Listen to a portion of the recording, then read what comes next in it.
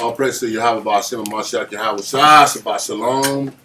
Shabbat Shalom, everybody, on this day that the Lord has given us to come to today with this class called Seven Spirits of the Seven Churches. And thing about that is, I did the math on that. You know, the seven churches. And we got, well, I'll rip it out later. I don't want to rip it up on the secret because I'll ask y'all a couple of questions. So we're going to go through the seven spirits that the church is giving to us. These are the seven spirits that we may encounter or we do encounter. We probably all have encountered, the good ones and the bad ones. So we got to see those spirits and recognize where we stand and where we need to come out of and where we need to get to. So with that note, let's go to one thing everybody should know. Everybody write it down, highlight it, John 6 and 63.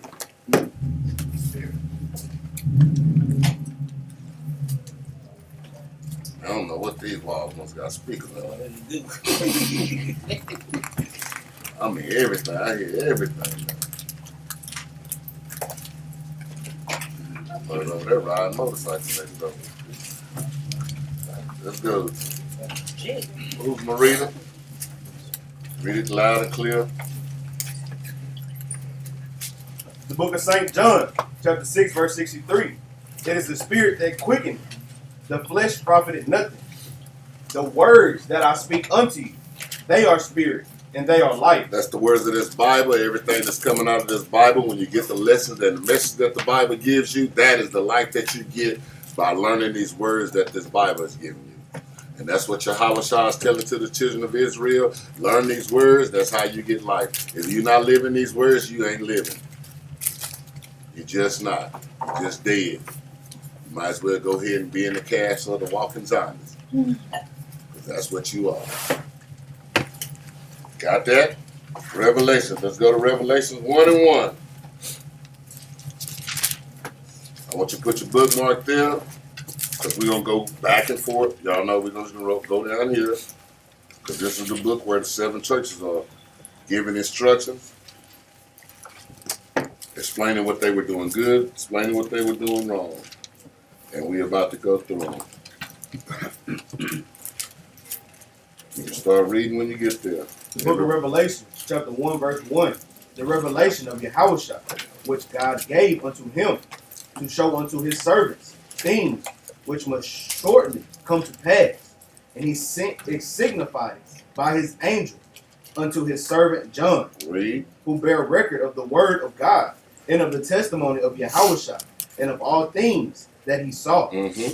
Blessed is he that readeth. Blessed is he that what? Blessed is he that readeth. Read. And they that hear the words of this prophecy, and keep those things which are written therein, for the time is at hand. For the time is now.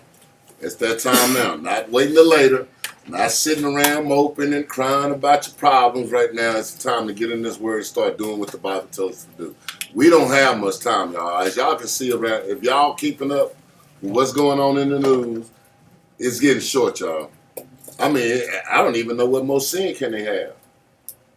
Like it's, I mean, you got now, they trying to make bestiality a thing. You got them in certain country.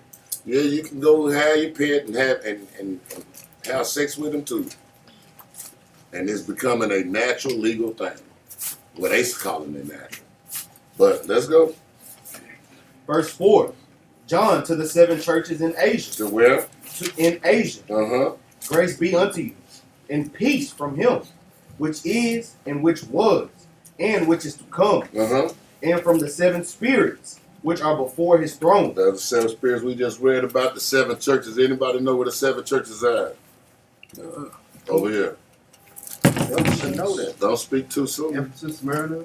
Nah, I said, where are they at? What part of the... What? Yes, modern, there you go. Modern day what? Turkey. And what else? Because it's part of Turkey. You right on that. And part of Syria. So when y'all look on the map, that's in that area. That was the Asia Minor. Not the Asia, what we call Asia today. And some brothers and sisters have maps in the back of your Bible. Yeah. It's very important to look at that geography so y'all can know the areas of these places as well, brothers and sisters. And when we get a bigger place, I'm going to start putting a billboard behind us too, so we can just, the maps and stuff right there.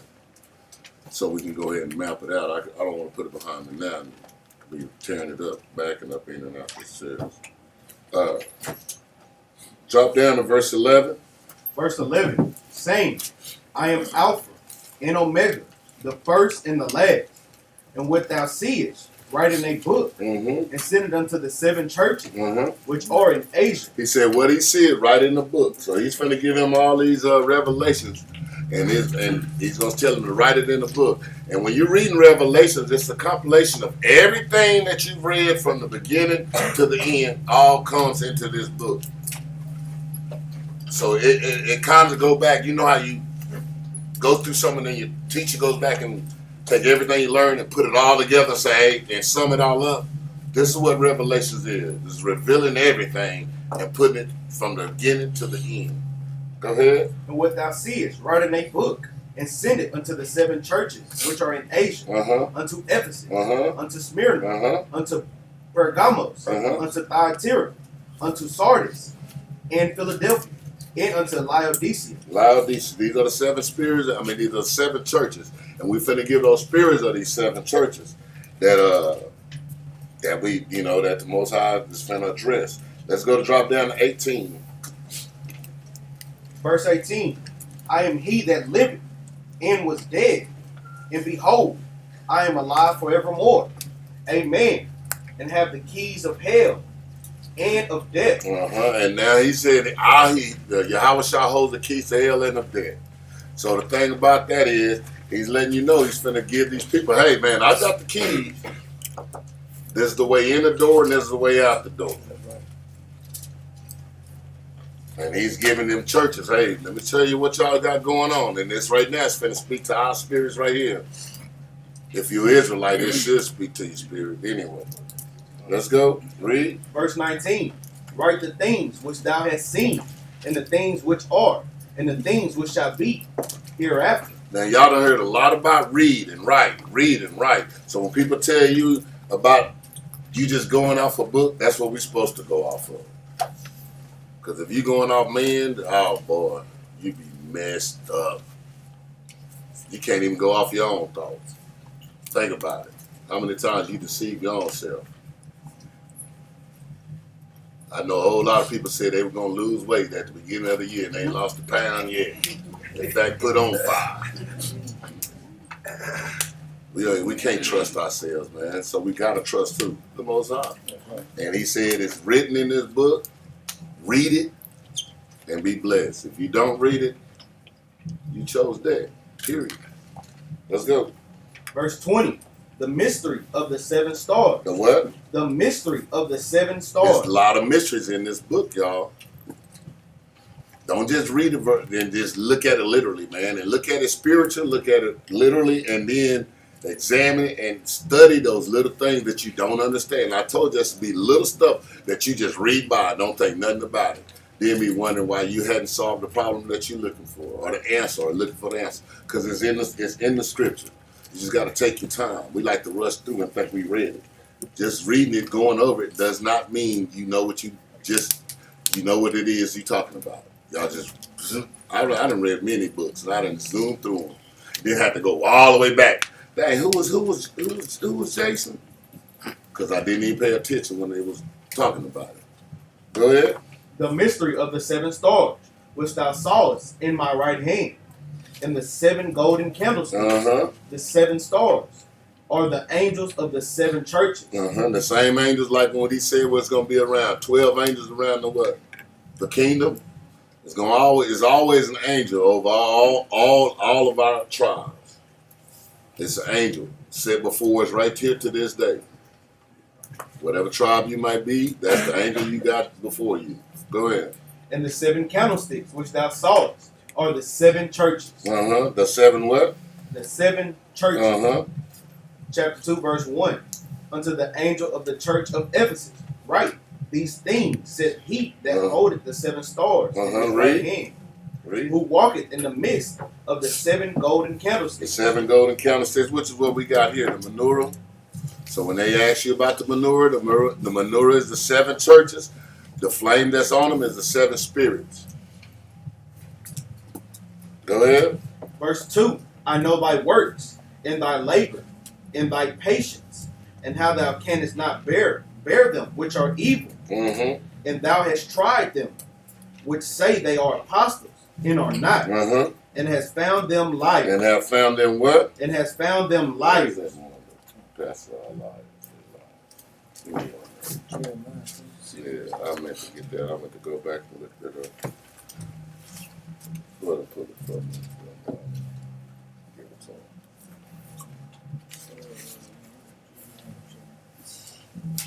Let's read that again. While you look for it. Verse 2 from the top. I know thy works, in thy labor, in thy patience, and how thou canst not bear them which are evil. And thou hast tried them which say they are apostles and are not. They say they are apostles and are not. And a lot of people, our people right now, they going out and they even listen to some Israelites who jump up, ain't did nothing, they ain't put in no work, opening up schools and claiming themselves to be apostles when they not. Our churches that's running around here, all our pastors, all of them claiming to be apostles. I had an apostle I was under. That Negro was lying, excuse me. He was always lying about everything, especially when it came to this Bible. So the thing about it is, man, and that's exactly what he's telling the church is. So he's letting us know to be careful of these things. Man, examine the people that you're around. Even when, if you hear, you hear. Examine us. If you go anywhere else, examine them. Don't just go join because it sound good. Y'all better go look and see what they be doing. Look and see if they got in the videos, if they putting in any kind of work on them streets or getting out doing something. Don't just go follow no anybody. And as you women, don't just go follow no any man. Because a lot of them sound, Negroes know how to sound. We know how to sound good when we trying to get something. I can promise you that. And y'all all probably already experienced the Negro who sounded good and got what he got and gone. And I'm just letting you, that's just what it is, man. So you just can't follow anything that sounds great, that sounds good. Examine them people, man. Examine them, try them. Try every pastor, all of them. Try all of us. Don't even just take our word for it. Because if I say something that ain't in the book, you need to be like, man, that's wrong. It ain't in the book. They don't say that. And I ain't got nothing. Hey, it is what it is, man. We need to start checking each other on the things that we doing and saying so everybody can get in order. Because a lot of y'all stuff holding back and not saying nothing. But then talk behind people back. You're creating a problem on another problem on another problem. No, just go straight forward with it. Bring the Bible out, bring the scripture out and get it. All this messing around, we got to put this childish stuff away, man. Start waking up and be men and women in this truth, man. Stop with this bull crap we used to do in the world, man. That ain't never got us nothing anyway, but in the fights. How many fights y'all done been in because she said and he said and she was saying and they were saying and he was saying? A lot of, I know you mean. I mean since elementary. You been knocking people food off the table just because what's his name said this. Then find out he ain't even said it. It was the Negro who told you he said it. That's what I said, man. We need to get back to who we are as a nation, man, and come back and be truthful and honest with ourselves and with our brothers and our sisters. You got it out. Bring it out. Yeah. I got it. First, you can read both of them. Read 23 and 30. This is about them lying preachers. Read. What you got? I mean, call it out first. Go ahead. 23 and 31. Jeremiah chapter 23, verse number 31. Behold, I am against the prophets, said the Lord. Said who? Said the Lord. Read on up. That use their tongues and say, he said. The pastors, they use their tongues by saying the Most High God saying it, and they not coming out the Bible. That's what it means when he says, he said. So they use the Most High God.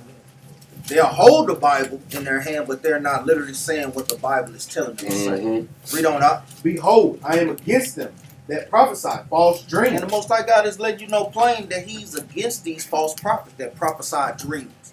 You know, even like with Martin Luther King, you know, little black boys and little white girls, even with T.D. Jakes and them, you know, Ricky Rush and them, all these false pastors that's saying things that's not in the Bible.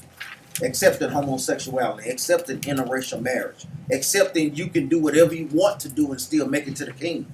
The Most High God is not dealing with those problems. And giving them dreams by, hey, you put a certain amount of money in the tithes, you can get this, you can That's get that. Boy, I ain't got none of that, man. Well, I put a lot of stuff in that tithe. Go ahead. Read on, Doc. Behold, I am against them that prophesy false dreams. That prophesy what, Doc? False dreams. Read on, Doc. Said the Lord. And do tell them. And do what, Doc? And do tell them. Read on, Doc. And cause my people to err by their lies. And they cause our people to err by their lives. Mm-hmm. Teaching our people that guess what, it's okay to celebrate Christmas. That it's okay to celebrate these things that's not grounded in the Bible. And teaching them against the Bible. Teaching them that guess what, God's laws are done away with. Mm-hmm. That's how they prophesy lies unto our people, man. And get our people to err. Read on. And by their lightning. And by that lightness, meaning what? They're not bringing out the correction. Oh, it'll be okay. You know, just pray about your husband committing adultery on you or your wife committing adultery on you. No, you have to bring out judgment. You have to literally bring out Exodus chapter 20 and letting them know that guess what? That won't be tolerated and you're going to be judged for those things. Lightness is not bringing out correction. You're just letting it just pass on by. Read on out. Yet I sent them not. Read that again out. Yet I sent them not. And the Most High God is letting us know that He didn't send these prophets, man. If they not coming out of thus saith the Lord, like we always say, it's thus saith a lie. Read on up. Nor commanded them. Therefore, they shall not profit this people at all. A little bit. At all. Read on up. Said the Lord. And that's how we see it now. Our people fill up the churches, man. But they constantly making our communities poor and poor while the churches are getting richer and richer. Even just thinking about TD Snakes. Even when Oprah asked, like, I mean, what do you need with all that money?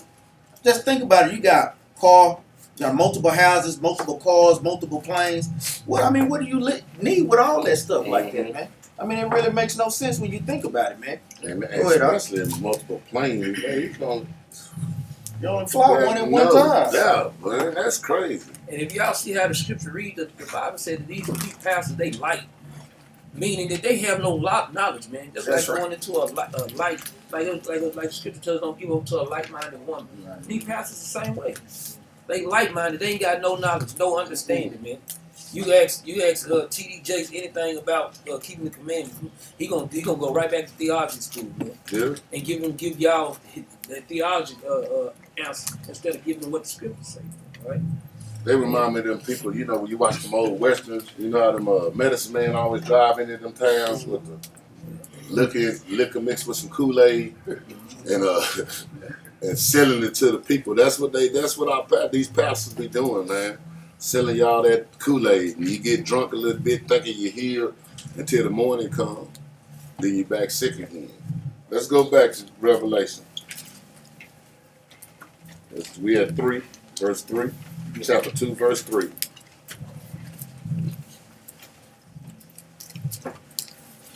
The book of Revelation, chapter 2, verse 3.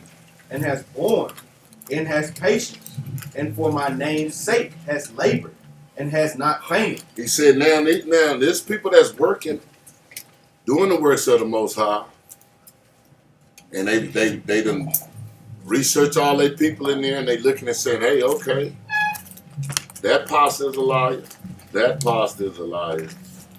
That person, they weeding out the people that's not real. Go ahead.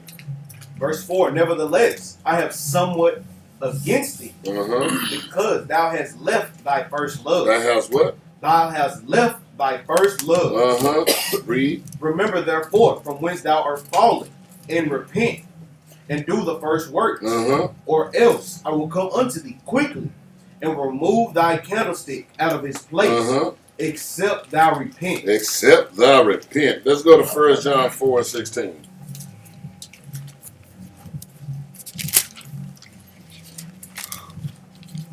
First John. That's 1 John 4 and 16.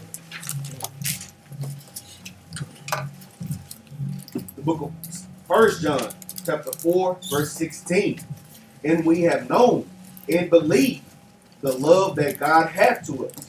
God is love, and he that dwelleth in love dwelleth in God, and God in him. He that dwelleth in love dwell in God. The God, and we already know from the scriptures that what? Love is what? Keeping the commandments. And read that again from the top. And we have known and believed the love that God hath to us. God is love, and he that dwelleth in love dwelleth in God, and God in him. Read. Herein is our love made perfect. It's made what? Is made perfect.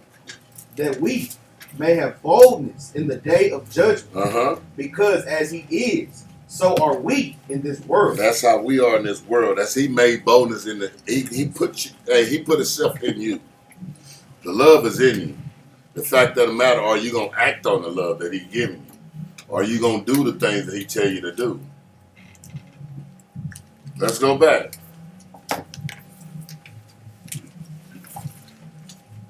No. I'm sorry. Go back and keep reading that. I want to read one more. Verse 18. There is no fear in love, but perfect love casteth out fear, because fear hath torment. And see, that's why a lot of us operating right now out fear. Soon as something happens, we get fear. And God said, I didn't give you the spirit of fear. So if he didn't give it to you, who giving it to you? We got to cut that out, man. There's got to be times that we stand up and quit being scared all the time. A lot of times, like a lot of women, y'all choose y'all relationship. Y'all be thinking, well, what if he leave? Or what if he do this? Or what if... Forget that. You go by God and trust in God and do what he say you to do, and you ain't got to worry about it. But if you're going to live in fear, I promise you're going to make a lot of mistakes. A lot of them. A lot of mistakes. Men, y'all want to start a business, but the first thing you thinking about is failing.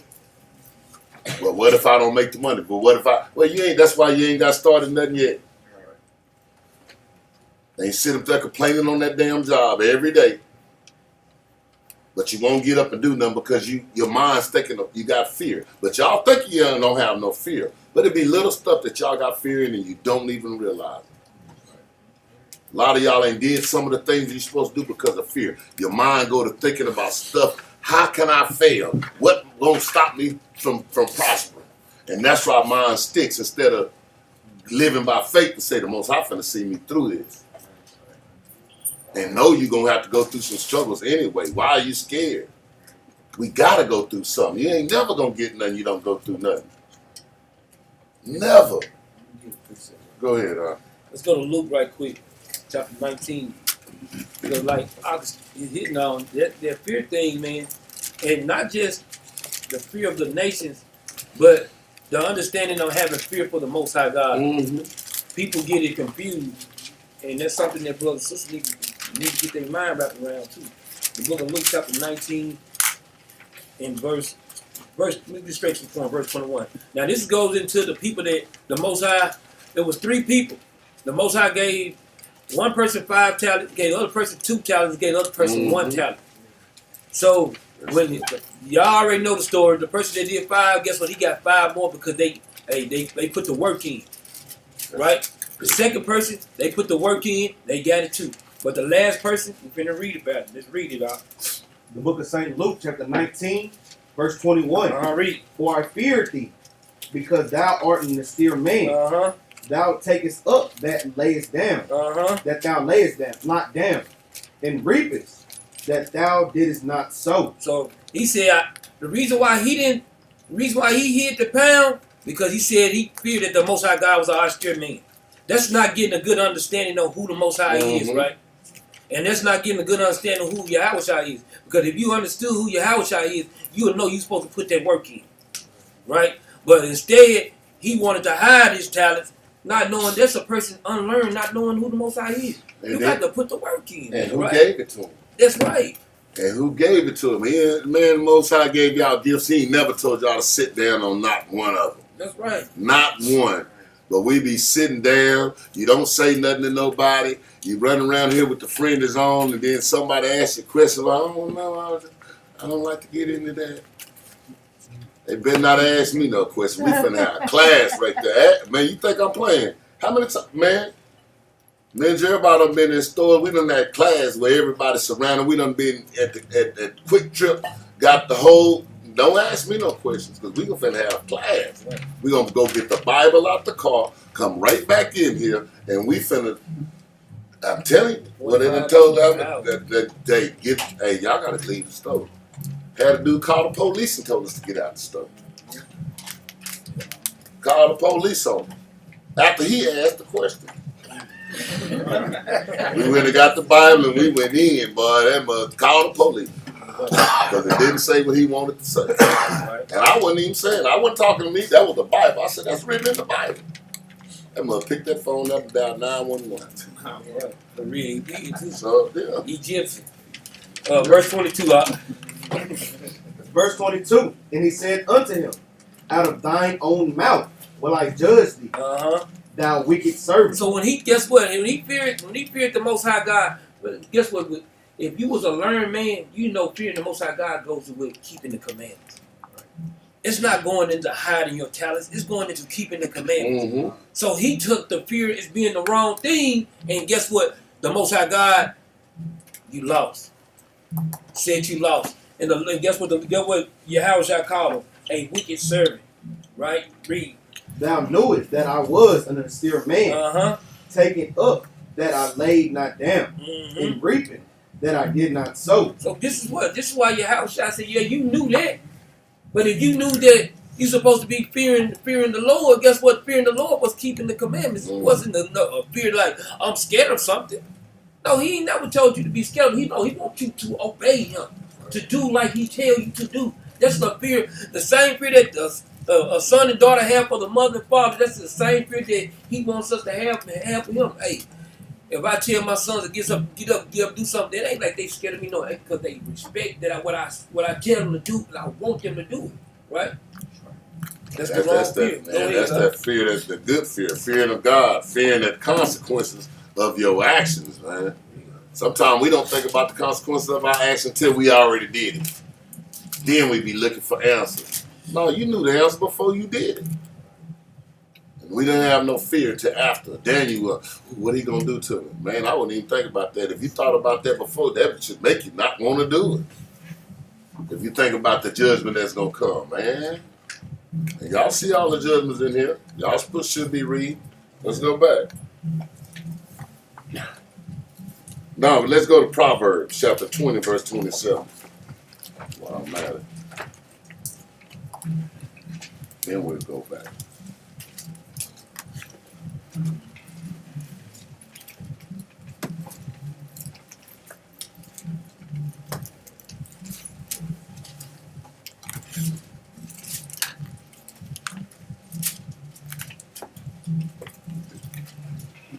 The book of Proverbs, chapter 20, verse 27. The spirit of man is the candle of the Lord. The what? The spirit of man is the candle of the Lord, searching all the inward parts of the belly. That right there is the spirit of man is the candle of the Most High. That's when it's talking about that candle. And right now, when you're in this truth, your candle lit. Well, I wish we had a candle at this table. I need to do some demonstration. But all it takes is, and your candle is out. And the Most High got that power to do just that. It ain't gonna take you much. You keep getting out of line. Keep not doing what you're doing. Or keep. That's what the Most High gonna do. And all you are is butane, gas. Yeah, blow your candle out. Don't think I'm being dead serious today, man, because we got to get on this serious tip because we're going through some things now, and a lot of Israel going through. I mean, everybody in here seem like lately we're in the season of a trial. I bet you I can go down this road. Somebody got some things that they dealing with that's come on them a little tougher than this always been. We all have. Men ain't getting the hours, you ain't working and doing all the stuff that you're supposed to be doing. Women going through a lot of different things. It's that time. But what happens at the end of the season, though? It's a bad winter, okay, the winter bad. Lights been out. Ice on the ground, snow, electricity going on. But what happens when this season over with? Good again, huh? So just endure to the season, man. Just endure through this season. I promise you, the Most High, like Jeremiah always talk about, know what season we in. Right now, we're in the season of trials and tribulations right now. And it's going bad for a lot of people. But at the same time, we endure through this season. All we got to do is go through this little season, and guess what? Like I said, after every storm, I used to love it, man, when I was a kid. Because after them storms be over with, it might be muddy, but guess what? It'd be so bright and pretty. Y'all ever noticed that? After when the storm, go watch when a storm is done. A hurricane. Even when them tornadoes come through. When it's all said and done, yeah, you look around and stuff scattered. But all you got, but it's bright and everything is nice, and it's a nice day to clean everything up. And like August going into, just like when brothers and sisters, man, we got to realize when we going through our season, do y'all think we supposed to go through the season just moping and weeping, or do y'all think we supposed to be cheerful, man? And this is what the Lord's supposed to think. This is how the Lord tries us, man. Mm-hmm. We go through our situations, right? But even though we go through our situations, that's why the Lord tells us to gather together, O nation not desired, man. So guess what? If a brother and sister going through their stuff, you're supposed to lean your hand out to be there for them. Oh man, I'm glad you said that, man. That is the best thing, and that's one thing, man. Cause I'm gonna tell you, I love this brother, man. I ain't gonna lie, man. I mean, with all my heart, man. Whatever I'm going through, man. Look, he know me so well. I was like, man, I had 3 hours in 2 weeks, so you know there ain't gonna be much of no paycheck. So I'm low on food and everything. Out of nowhere, he called me and said, "Hey, man, I went grocery shopping for you." He didn't say I'm gonna take you grocery shopping. He done went grocery shopping for me. So I go in there, he bring the groceries to my house, man. I promise you, and he know me that well. Everything that I like, even the pistachio, man. He got me a bag of pistachios, man.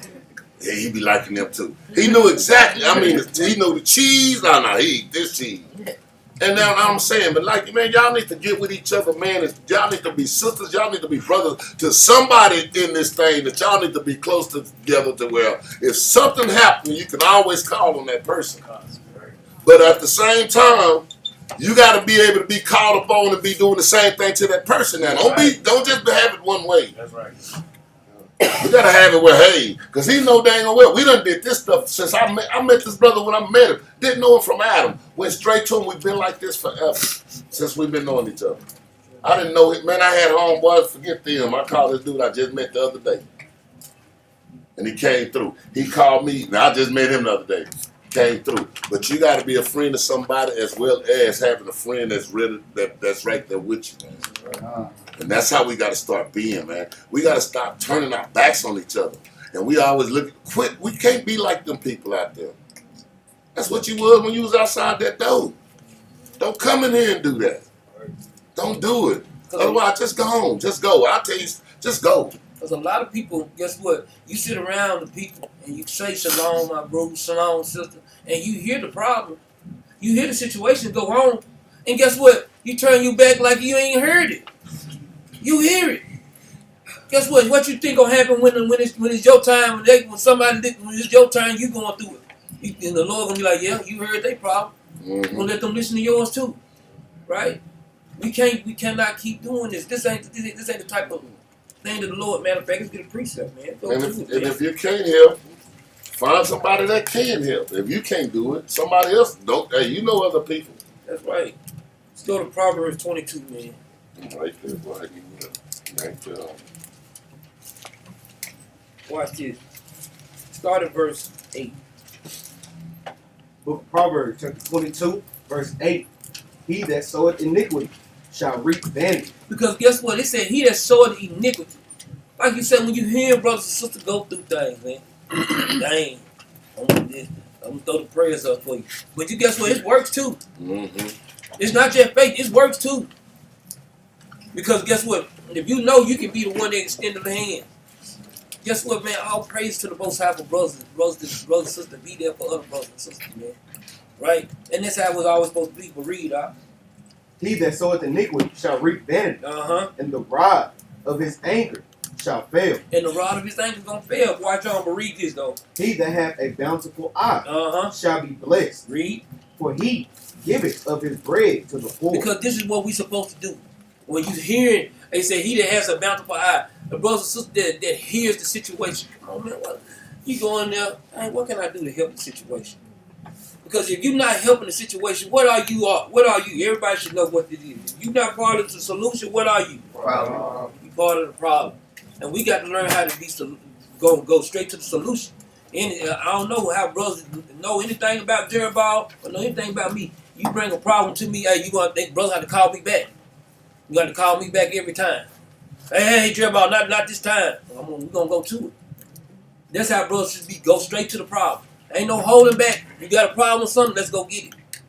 Stop all the mess, let's go straight to the problem, man. Let's learn how to deal with these things. Instead of stop putting your hands and hiding your damn talents, man. Mm-hmm. Right? He gonna take that, and he gonna give it to somebody else, man. Right? Go ahead, And that's another thing he said, yeah, they always, I pray for you. And you know, a lot of times the people that do that, then the mothers that can't get a prayer for themselves, man. They all up in sin. That's all they got for you. I pray for you. Your prayer ain't no good anyway. You can't even get a prayer for yourself. Talking about pray for me. For what? Your prayer pocket is empty. Broke. You broke in prayers, man. You ain't got nothing. He said, effectual fervent prayer of a righteous man availeth much. And a lot of cats that say that, I pray for you, they ain't righteous. They ain't righteous. No. You can give to me. You come help me. guess what? In halftime, they ain't gonna pray for you anyway. Be like, hey, I need to move. Can you come help me? Oh, no, I'll pray for you. No. Come lift these boxes for me. That's what I mean. Let me get a precept real quick. Go to the book of John, chapter 13, verse 34. Because Christ is giving us the understanding on this, what real love is according to the scriptures.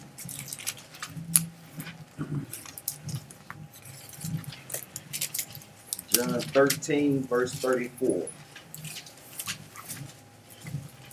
You get to read that out. The book of St. John, chapter 13, verse 34. A new commandment I give unto you, that ye love one another, as I have loved you. As Christ had loved us. Christ showed the greatest love when he did what? Laid down his life for us. It gets no greater love than that. When brothers and sisters are able to, eventually, we know it'll come, it's going to happen, man. Like we always warn brothers and sisters with Jacob's trouble. Brothers may have to lay down their lives for one another. Sisters may have to lay down their lives for one another. That's what the Most High God is literally preparing us for, because that's the greatest love. Read on up. That ye also love one another. Guess what? We want to love one another with that same love as well. Like you ready to go all in for brothers and for sisters, man. And the brothers and sisters is not at that particular type of spirit. That's the goal to try to achieve to. Read on up. By this shall all men know that ye are my disciples. Read that again, up. By It this. says by this. When you showing that particular type of love, that's how you know you are Christ's disciples, man. Anything else is what it says uncivilized, man. Read on. By this shall all men know that ye are my disciples, if ye have love one to another. So when brothers and sisters are not showing the love like how the Bible commands, like we say, you falling short on those things, man. You have to correct it. Go ahead. All praise, man. All praise. Let's go back to Revelation chapter 2, verse 6.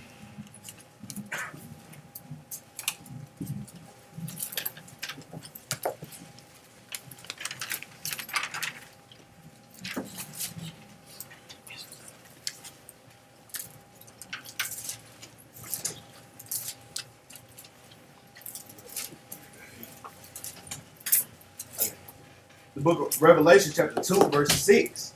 But this thou hast, that thou hatest. But this thou hast, that thou hatest the deeds of the Nicolaitans.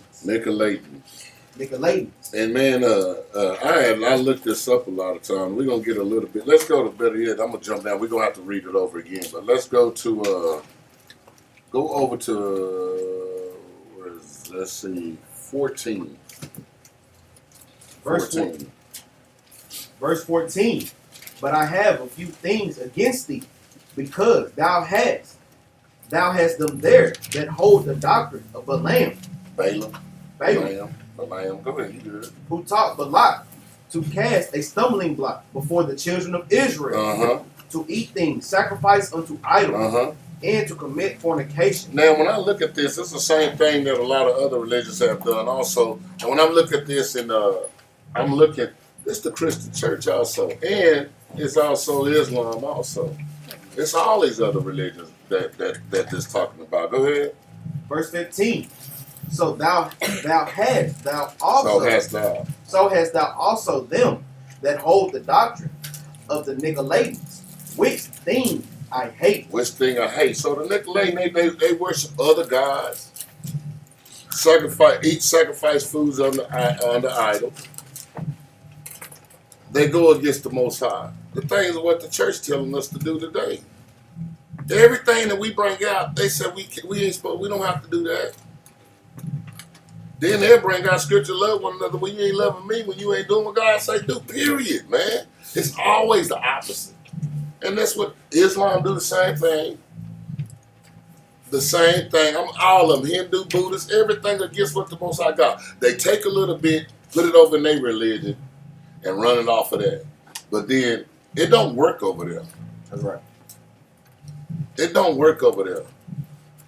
It's also where Go ahead. it's also where the Greek word Nike comes from. Mm-hmm. If brothers don't know that, sisters don't know that, it's a Greek word, the God of victory. So even with the shoes that we wear, don't think that Esau is not putting some type of idolatry in everything that we do. Yeah, we know, like we said, brother, oh shit, I ain't wearing Nikes no damn more, man. Adidas. Now we know that the gods of the other nations are idols, man, meaning they ain't nothing, man. So if you're not taken by those things, man, but we just giving you where the origin comes from, you know, it comes from Nike, the God of victory. Because if you just, guess what, if you just can't take it, guess what, and it don't bear witness with your spirit, just don't put on Nikes then. Yeah, exactly. Because just like me, I don't eat hush puppy just because I found out where it come from. Hush puppy was designed when the slaves they would cook up cornbread and ball it up. So when they get ready to try to escape, they'll throw the bread to hush the puppies up. So I said, dang, I ain't eating no more of that. Because this man don't bear with my spirit no more, right? See, these type of things, if you don't like it, if you don't bear witness with it, you don't like it, you just don't like it, right? So if you don't want to wear no Nike, just don't wear them. I'm eating some hush puppy. I said me. That's not really.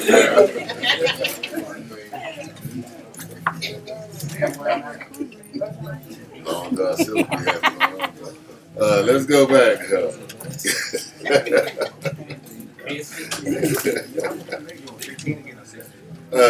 Now let's go back to 6. Oh, verse 6. I was just giving y'all a little background of the Nicolaitans, because I was trying to look them up, and then I looked at a lot of commentary that them Edomites have. They don't know. And then what they saying that actually was from what is the Nicholas, which was one of the deacons that was saying. They said he had wind up Acts chapter 6. Yeah, Acts 6 and what is that, 4? Yeah. Y'all want to get him back quick? Yeah, go ahead. And that's what they saying this came from, and he wound up falling from the truth and bringing in his own thing, which was they were called the Nicolaitans at this time. Acts chapter 6, 4 or 5. Yeah.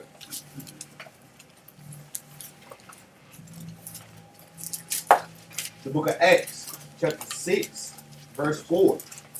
But we will give ourselves continually to prayer and to the ministry of the word. And the same pleased the whole multitude. And they chose Stephen, a man full of faith and of the Holy Ghost, and Philip, and Prochorus, and Nicanor, and Timon, and Pergamos, and Nicholas, and proselyte of Antioch. Mm-hmm. And that's Nicholas right there that it's talking about right there.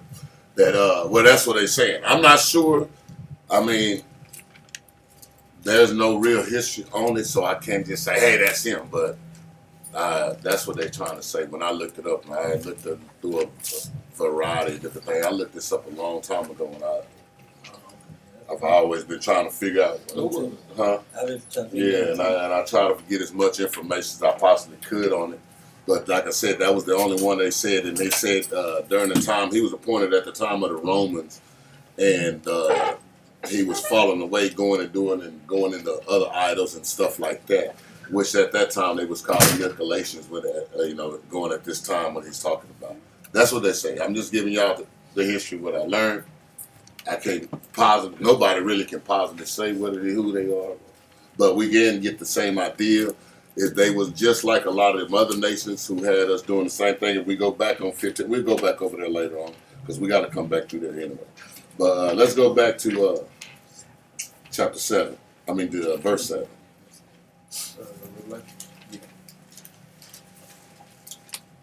Now, hold on. Before we leave. Now we learned in the church of Ephesus, remember we had some problems there, right? And it says, let me see, where was it at? Okay, and that church had they had apostles, they tried them, and what is that? He said, it has borne and has patience for my name's sake, has labored and has not fainted. Nevertheless, I somewhat against thee, because thou hast left thy first love. Because they got away from God, even though they were still believing in God, doing some of the things that the Most High God did, they hadn't had the love for each other, for the people of their own people. They were just in there doing the work, but not doing the work. You see what I'm saying? So, at the same time, that's the spirit we be having also in here, and in the nation of Israel. We be believing in God, we be having faith in God, but we don't love each other like we should, like we had just went through all those loves. And how we need to go back to our first love, meaning to love the Most High God. Meaning to love the Most High God, meaning to love your brothers and your sisters as you love yourself. Remember, those are the number one and number 2 commandments, remember? That's why I repeat those over and over, because I notice one thing, it's very important. It is very, very, very, very, very important that we come back to being like that towards one another. But that's how we got to come back. And that's one thing he's telling them, they need to come back to the same thing and get back. He said, repent. He told them, repent. If you repent, and do the first works, or else I will come thee quickly and remove thy candlestick. He'll blow you. Hey, y'all keep treating each other bad. I'm not going to be surprised. I might read this scripture at the funeral. Because he'll blow your candle out. And we got to tell the people the truth. Yeah, God blew his candle out. That nigga was mean, wasn't mean like nobody.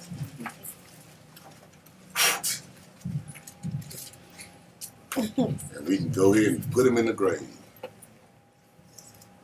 That's all right. Now, we ain't going to be the lion pastor. We're going to tell you how it is. That nigga wasn't no good. He just drop it. We ain't going to know him. Man. Just drop it. Shoot a 3-pointer on me. Let's go back. Verse 7. Because now we done. I just want to make sure we got the message on that one. That's that first church. That spirit that we dealing with at that church. Now we go to 7. We finna get this other one now. Book of Revelation, chapter 2, verse 7. He that hath an ear, let him hear what the Spirit said unto the churches. Mm-hmm. To him that overcometh will I give to eat of the tree of life, which is in the midst of the paradise of God. Now, everybody got an ear. Y'all heard what this first spirit was talking about. We just explained it and broke that down. If you have an ear, let him hear. If you don't, go get some earmuffs or a hearing aid or something. Y'all need to hear this message. Because we need to get back to it. We need to get back to our first love. And that's loving God, which meaning loving your brothers and sisters as you do yourself. Let's see what brothers paying attention, man. So what was the problem that they had in the church of Ephesus? I don't know. Ask me up. told Oh, you. I know. Asking for a That's precept. crazy. No, just tell Oh me yeah. what was the problem that they had in the church of Ephesus? Because I just made it plain, but I want to see what brothers are paying They attention. wasn't preaching according to the scripture. He just said. No, they were preaching. They were Did the works. preaching. Because remember, they got rid of the liars that was apostles. They was doing all that. Right. What were they not doing? Read verse I 4. can't hear it. Like, just one at a time. Somebody raise their hand. Everybody's sound like Chinese. They Go wasn't loving their brothers as they love themselves. Who? They wasn't loving their brothers as they love themselves. And they left their first love. That's exactly right. That's the problem. Read verse 4 again, 2 and 4. Because it's literally just telling you. Mm-hmm. Verse 2. I know thy works and thy labor. Verse 4. Chapter 2, verse 4. 2. Nevertheless, I have somewhat against thee, because thou hast left thy first love. Christ is telling them he is against this church because they left their first love. And we just broke down a whole lot of love. That's for right. you. So we just did a song for you. Yes. Put that on when you get home. And like how we do, even on this, because we have done this multiple times, there's many angles that brothers and sisters can come at this thing. We compare this to the camps that the Most High God has out there. As he's giving them warning, we take these warnings to ourselves. Like, what can our congregation do to, guess what, be one of the churches that was acceptable to the Most High God? We judge, you should be judging our congregation by these things as well, too. Or is this congregation leaving their first love, or we stopped doing the works? Have we been doing the, using the talents that the Most High God been giving us for the betterment of the congregation, for the betterment of the nation?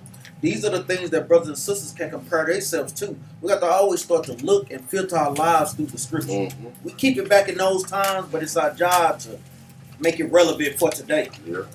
And not just in here too, because That's right. that's one thing I realized, man. When we out there with Sakari, when we out there with believers of the way, man, them brothers feel like brothers. I mean, it's like we don't even go to class together. But when I'm out there, it feel like I know them like we all been in the same thing, going through this. We've been through it. I don't know if y'all get it. That's how I am when I'm with them, man. And I know if they call me for anything, just like if y'all call me for anything, I do the same for them as I would do for y'all, as I would do for him or whoever. What I can do, I'm gonna do. What I can't do, I'm gonna leave you over here. Hey, let me get somebody to get on it. But we need to take care of it. But that's how we need to be. And not just saying within here, because some of us will be good with each other in here and then be mad. He go, I see, forget that, man. I ain't doing nothing for him. We shouldn't even be like that. That's right. We should be like this with all of Israel, actually. Because I'm going to tell you, that lets you know you ain't came to a certain level of understanding. Yep. Because if you understand 1 Corinthians 13, verse 9 and 10, you understand there's going to be differences of doctrines. But one thing that we can always come together on is doing the work and doing that we Israelites. All praise. That's right. Let's go back. Verse 8. Book of Revelation, chapter 2, verse 8. And unto the angel of the church in Smyrna, write these things, said the first and the last, Here's the second church. Go ahead. which was dead and is alive. I know thy works, and tribulation, and poverty, but thou art rich. And I know the blasphemy of them which say they are Jews, and are not, but are the synagogue of Satan. Now look, right here, he said, I know your works, and I know your tribulations. He said, I know you putting in work. You going out to the streets. You coming to class. You doing the things that you're supposed to be doing. He said, and tribulations. You going through some things, but you're still maintaining, and you're not fainting, and you still going up, got your head up high, and you walking through. Whether hey, go through some stuff, but don't stick your head down. Don't be sad. He said we need to be doing this thing with joyfulness and gladness. And when we going through, we need to be praising the Most High. Oh, thank you. Yeah, when you go through something. When the Most High hits you across the butt, thank you for it. Yeah, you know why? Because that whooping is good for you. The whooping will make your butt sit up and do the right thing. So a lot of times, man, if he don't whoop you, he don't love you. We're going to get to that too. So be happy through the stuff that you're going through. Even though it don't feel good. That's why a lot of times we can't go off our feelings, man. Because a lot of stuff that don't feel good might be the best thing for us. That's right. That's true. 100%. And that's it. I know sometimes we just got to go through these things, man. Go ahead. Verse 10. Fear none of those things. Hold on. My bad. He said, of them which say they are Jews and are not. Because now, in this church, they got some people claiming to be what? Jews that are not. In our church, in this world we living in, this church, what they say? We got some that claim to be Jews and are not. Look at our world right now. Everybody the Jews but the real ones. But the Most High said they what? The synagogue of Satan. The synagogue of Satan. Verse 10, go ahead. Verse 10. Fear none of those things which thou shalt suffer. Behold, the devil shall cast some of you into prison, that ye may be tried. And ye shall have tribulation 10 days. Be thou faithful unto death, and I will give thee a crown of life. Like I was telling you, man, you're going to go through some stuff. Quit thinking about it so much that you just sitting up there worried about your situation. I can promise you, I can take your problem, go show you that problem to somebody and show you somebody else's problem and see what you want. That's right. And see if you'll take that. Well, what's the name? This is, what's that dude's name? Day. Him. Yeah, him. But he did a little thing about all the problem where everybody threw their problem down. Most High called them about their problems, and everybody came and threw all their problems down. And then everybody picked up the problem and something. The dude didn't have a problem that he had at the time, but now he had picked up where he handicapped now. Now he running around there with a limp leg with that little funny looking walk, looking for his old problem. He'd rather have that one than the new problem. So that's what I say. A lot of times what you're going through really ain't that bad when you look at other people's problems. So a lot of times he told us to carry our own burden. See, if you're looking at other people's burden, then your burden ain't that bad. So then look, I'm going to get out this and go help this one. But see, we be so stuck in ourselves and we always, well, me. So then, you stuck in that problem. Get out yourself. Look at other people's stuff and you realize you really ain't got a problem. And you do got strength to go help somebody. So we got a good business, and that's selfish too. And guess what? And it don't matter how little you got. It don't matter. Because guess what, man? It's not about what you got, man. It's about what you provide. That's why when your house shower watching them putting the money up in the treasury, Right. Guess what? And all the people, so many people was rich, and guess what? They was putting in, but the Lord said, guess what? That woman that put the 2 pennies in there, She put in the she most. gave in the most.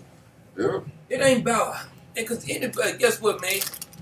The Lord wanted he could send the richest man in the world in this world, man. Yeah. Bless this thing, and everybody be flowing money. Then what happened then? Then everybody started getting sick and die off. Right. Then we'd be like, hey, well, Lord, just leave that man on out the door, man. We'll just take what we got right now. Right? Right. It ain't about what you got. If you got something to help somebody out with, no matter. Guess what? If it's just knowledge, if it's just understanding. If sister, guess what? If you can help, if sister say, I got a problem in my household, my husband won't even let my husband doing this and my husband doing that. So what's wrong with this? Well, the problem is, I don't know how to do friendship. But you help teach your sister how to do friendship. It's plenty of things that you can help brothers and sisters out with. It ain't just money. It's different things. If you hear in situations, if you can't help the situation, hey, don't be part of the problem, man. Like, go ahead. Yeah, and don't just be a person that need something all the damn Come time. on, man. Don't put out because we got them. Hey, I didn't. Hey, help me, and then never helping nobody. You know what I'm saying? And like I said, man, don't be going on. When I broke my knee, I could have sat there and cried. I wanted to give up until I seen that brother with his knee and his back broke. Now my knee ain't that bad. I take the knee. He got both legs broke and his knee. Oh, he just bent up. I'm like, shit, I'll take the knee. I'm dying, God. Thank you. Just give me the cash. I appreciate the knee. That's how we need to be looking at things and our people, man. Quit so stuck up in yourself, man. Right. That all you is about you. Then when you all cleared up, you ain't even looking to help nobody else, man. That is crazy, man. Don't come around me, please don't. Please, I would round kick you in the face if you don't be like that, man. We don't need to be like that with each other. I'm just saying that as well, man. I'm not gonna round kick. Well, I might some of y'all. Yeah, for real. Yeah. Serious. Serious. I just thought about it. Wait a minute, hold on. I might round kick some of y'all for real, but at the same time, y'all understand what I'm saying, huh? Y'all get it? Y'all get it. Let's go.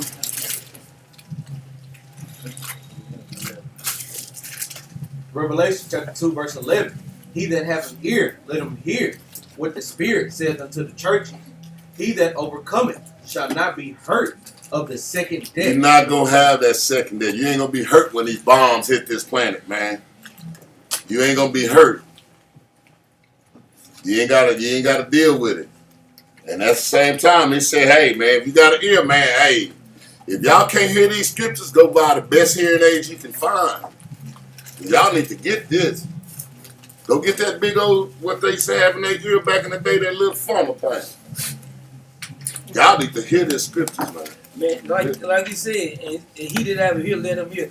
I know sometimes, like, we be going through class, and, like, brother be bringing out precept, I be wondering why a certain time, I be like, dang, why the hell I ain't got this precept highlighted? Mm-hmm. And, like, you know how you just read, like, why in the hell I ain't got this highlighted? Man, this is a heavy scripture. It is. It is. Verse 11 again, Verse 11. He that have an ear, let him hear what the Spirit saith unto the church. This Spirit is talking to all the churches, man. It's talking to all the Israelites, man, right? Read. He that overcometh shall not be hurt of the second death. Boy, that's tough, Man. Ugh. And look, it's so important. He's telling them over and over and over and over. We're going to get it just through these churches. He's going to keep saying, he that have an ear, let him hear. He that have an ear, let him hear. That's why a lot of times people say I expound a lot.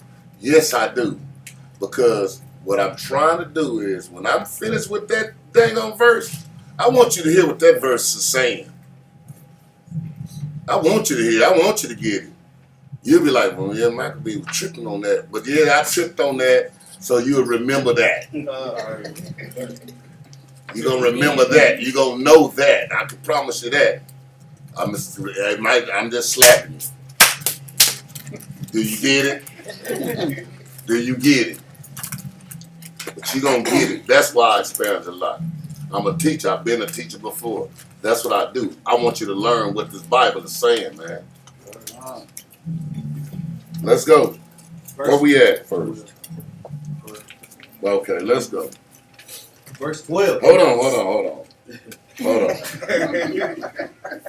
Because we had I want to ask this question. What was wrong with this church? Nothing. But they had fake Jews and No, they had them. We got them now. And then they did nothing wrong. no, they was in order. Yeah. It was the order.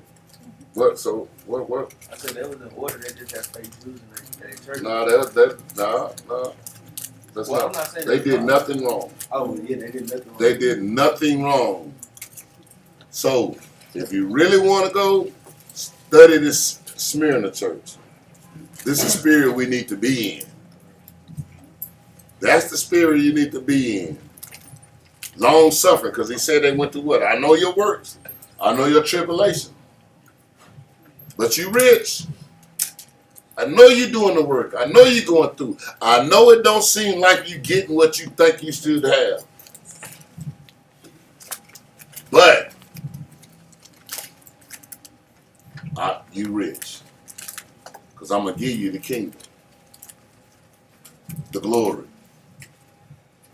The honor.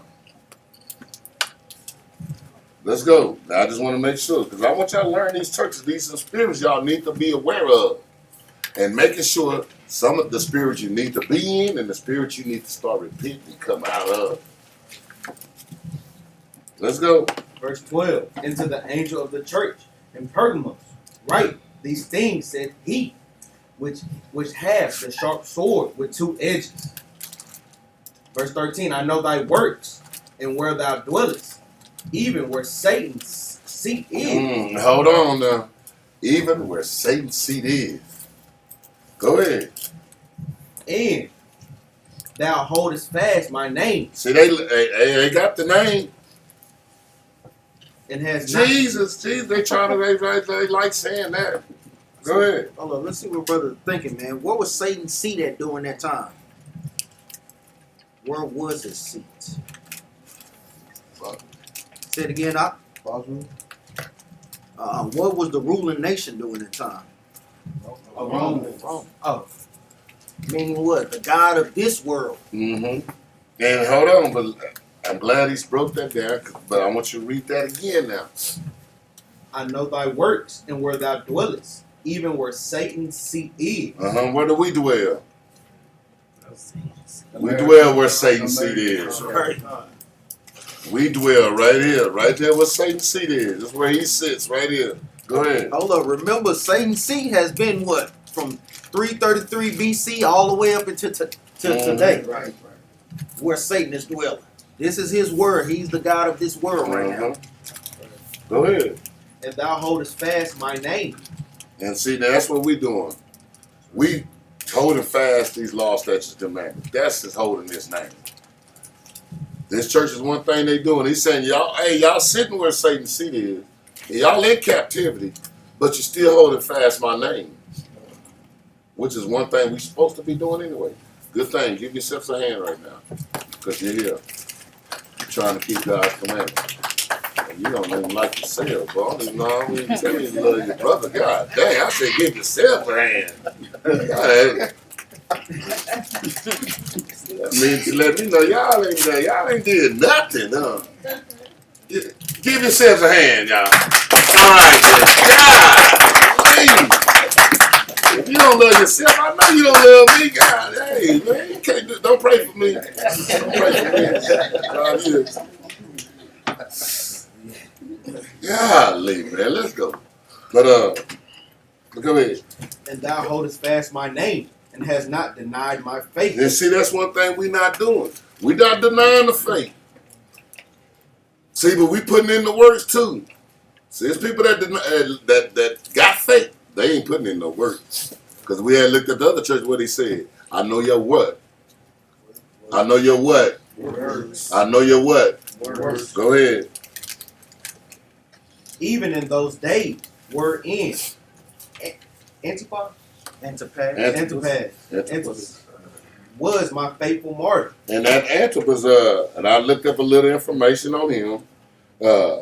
Antipas, which we don't have in this is the time AD, and when that's why we need to do that 12 feathers breakdown, because that's what that 12 feathers got involved too, because it was Emperor Nero of the Roman Empire. Well, at the time, martyred and killed this man. He was a martyr at the time of Nero. So that's, like I said, that'll be anywhere from 54 to 68 or 92 AD. So y'all can write that down if you want that information. I just like to know everybody. It's Emperor Nero from the Roman Empire was the emperor at that time, or the Caesar at that time. And even going into, like we say, like some of his lineage is passing down from Judas Maccabee. Going into his brother Simon, Antipater, Antipas. It's going down into how they linked up with Herod. Basically, they intermarried into each other. You know, during that time, like we say, the Maccabees was taken back over from the Greeks. But when they intermarried, to an extent, we had the Romans in subjection, but eventually the Romans came up and conquered us, basically. Yeah. And then you have, like I said, 54 to 68 AD. But how was they able to conquer? But it said it clear in First Maccabees. How was they able to end up conquering them? Being disobedient to God. Because we left our customs in charge, started doing their customs. We left our laws and started doing When their they laws. when they made it a law. That's right. When they made it a law that we can't do and y'all can rest assured they're gonna be doing that here. Yeah, that's coming. I can promise that's coming. That's coming. In fact, I just I don't know if somebody posted that video about the Christians They're trying to say that the Christian church is the villain now. And if you gotta look behind, you gotta look between the lines. You can't never go by what they're talking about. When they saying that is, when they trying to come down on some of the Christian churches and saying, "Hey, y'all are the ones that's being evil. Y'all are the ones that got America messed up." Believe me, when they saying that, that means they're doing that to put that to point right directly to us. Y'all gotta understand, this is what it's all about us. It's all about us. Whatever they got going on. When white people fighting, it's about us. Right. It's always about us. Everything they got going on, world problem, is coming back because of us. Right. So anytime you're reading that news, you got to look at it spiritually, what's going on. Not just necessarily literally what it's saying. You got to look at the thing spiritually and know that this world is fighting against our God. And who is God's people, chosen people? You. So it always boils back to you. The rest of Ukraine, I can promise you, it's going to wind up coming back to us. Even though there's two white men fighting, but it's going to come back to us. And ain't no telling what they talking about behind closed doors. Let's go. Wherein Oedipus was my faithful martyr, who was slain among you, where Satan dwelleth. But I have a few things against thee. He said, but hey, you was doing all that. This is why the Bible tells us we got to be perfect. We can be doing this, that, this. But when you use the word but, it's a conjunction word. It means everything before that means absolutely nothing. You ever tried a conversation with that? That's why when people say but, I don't be one to hear it. Because what they just told you is, you said all of that, but that means nothing. Because what I got to say finna go against whatever you said. Try using the words. Look at it. Study. That's what it is. Go ahead. Because thou hast them there them that hold the doctrine of Balaam, who taught Balak to cast a stumbling block before the children of Israel. And that's exactly what this is, man. They cast stumbling blocks before the children of Israel. All these are fake gods, and that's why they push Caesar Borgia. They push it like to a T. I was looking at that the other day, man. They had this little cartoon, and he was just pointing, and that Negro looked so gay. He was like, and I'm like, man, but they push this, and it's getting stronger. Like, what's that? You got a movement now. They got them on billboards. I just saw this. And I never even paid attention to them billboards. It's something about me. God knows me. Jesus knows me. And now they pushing this all over America. And I was like, and I seen the billboard a long time ago. I didn't even pay attention to it. Now you start to see, they got another one, then another one, then another one. They got commercials. In fact, they're finna do something during the Super Bowl tomorrow. They're going to spend $100 million. $100 million to push that. Why do you think they finna spend $100 million at the time when that's one of the biggest things on television, the Super Bowl day? They're gonna push it at that time because everybody's watching it. So what are they finna push? The same Caesar Borgia. Right. And then why do you think they're doing it at this time? We ain't got much time left, y'all. When have you ever seen $100 million pushed on Jesus in the Super Bowl? Right. They ain't never spent $1 on Jesus in the Super Bowl. Don't be so gay. You know. Yeah. Yeah. Well, I told you, it blew my mind when I seen Bert and Ernie gay. That blew my mind gay. That blew my mind. I seen, dang, the Sesame Street gay. That blew my mind. And we tell her they didn't have a thing going on. I did not know that. Man, that put over my head. It best lock head up, man. It count one Well, I can just remember, man, you sitting in front of the TV, man, you got the little lunch meat crackers while watching that. I was just, that blew my mind, man. Yeah, and then next thing, now they're gonna be talking about Tom and Jerry. Tom is a trans cancer. No,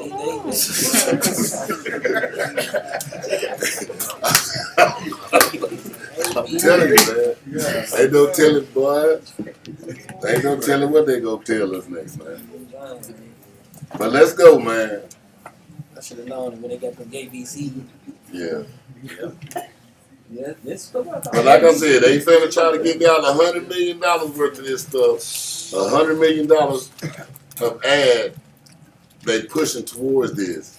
And at this same time, and they have and they show pictures of children on skateboards. You know, something that, hey, I ride a skateboard. Jesus is for me. You know what I'm saying? They saw a man fishing. Hey, I fish. Jesus is for me. And they got this white man up there. I'm for you. And they gonna hit it whatever you do. Whatever you do. Bro, the point is, where do you get $100 million from? That They just come out the wind. that right there. Nobody, and I looked that up. They did not show where that money come from. Fred, they gonna have you. They gonna have a man just like you sitting on the forklift at work with a hard hat on, with the little thing, and talking about Jesus is for me. And there's gonna be other brothers, not you. The other brother that's on the forklift. Jesus is for me. Yeah. And you gonna try to tell him the truth, and he ain't gonna believe you. Guess what he gonna believe? That Caesar Borgia is for you. Right. That Jesus you talking about, that's not for you. You see what I'm saying? That's what they finna play this game on y'all, man. On us, period. That's right. Still possible. If it was possible. If it was possible. Don't let it be possible. Still possible. It's very leg. Yep. Go ahead. But I have a few things against thee, because thou hast there them that hold the doctrine of Balaam, who taught Balak to cast a stumbling block before the children of Israel, Mm-hmm. to eat things sacrificed unto idols, Mm-hmm. and to commit fornication. Fornications, meaning like spiritual fornications. And fornications, literal fornications. That's right. Both of them. And that's exactly what they got us doing. Because now, sex ain't nothing no more. It's just a thing. You know, hey, you meet somebody, you're supposed to have sex. Girl, you don't want to have no sex with me first date, I'm gone. Chicken wing on the string.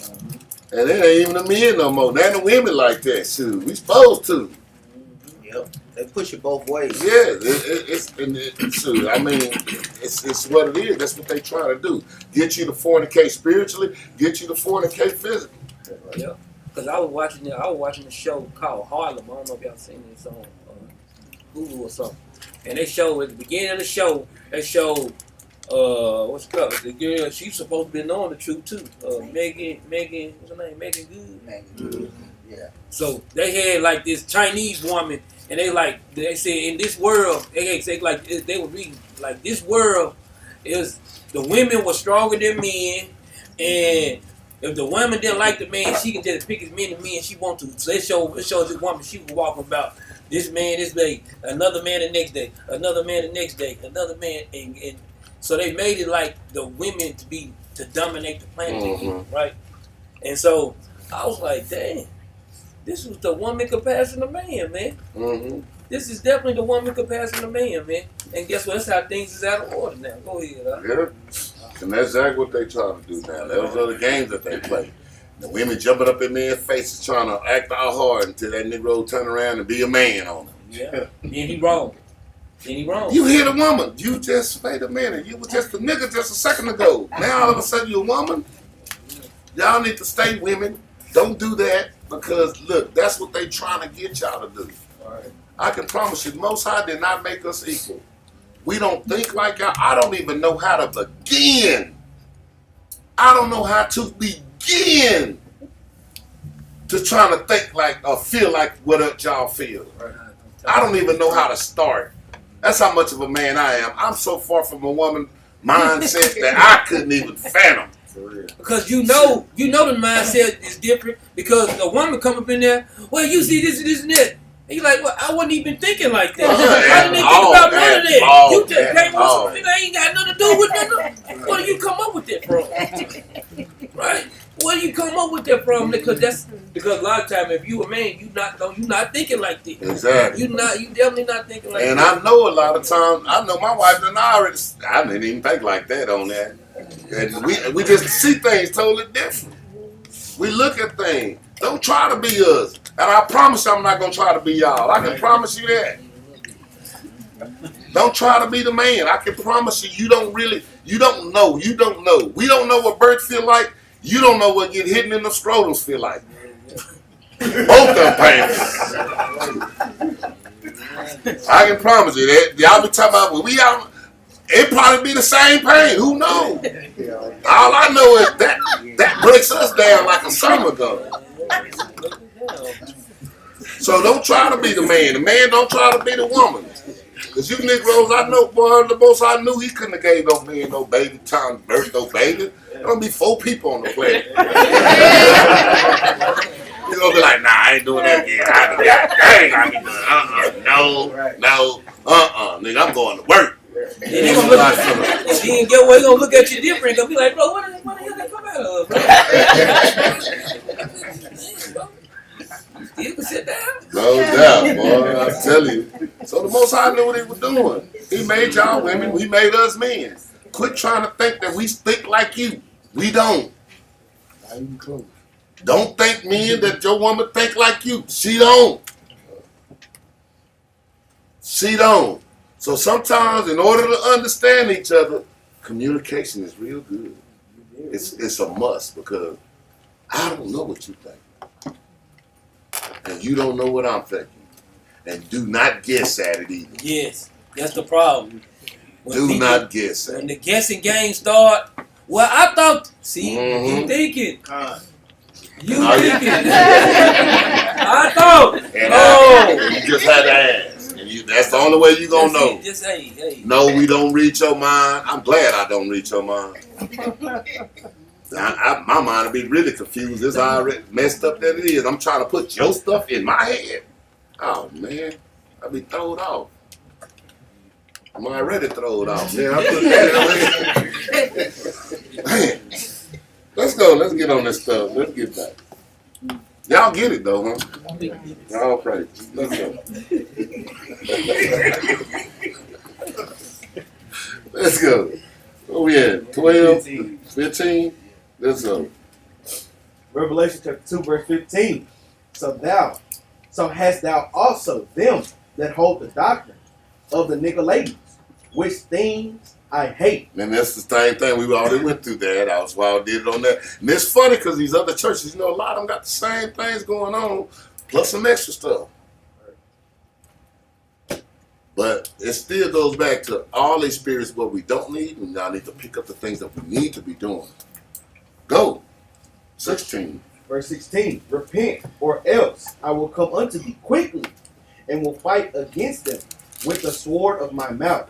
With the what? With the sword of my mouth. With the sword of my mouth. Go ahead. Verse 17. Now we're going into the next church, and we got that lesson. Did y'all not? Did we not? Did we not? What did they do wrong?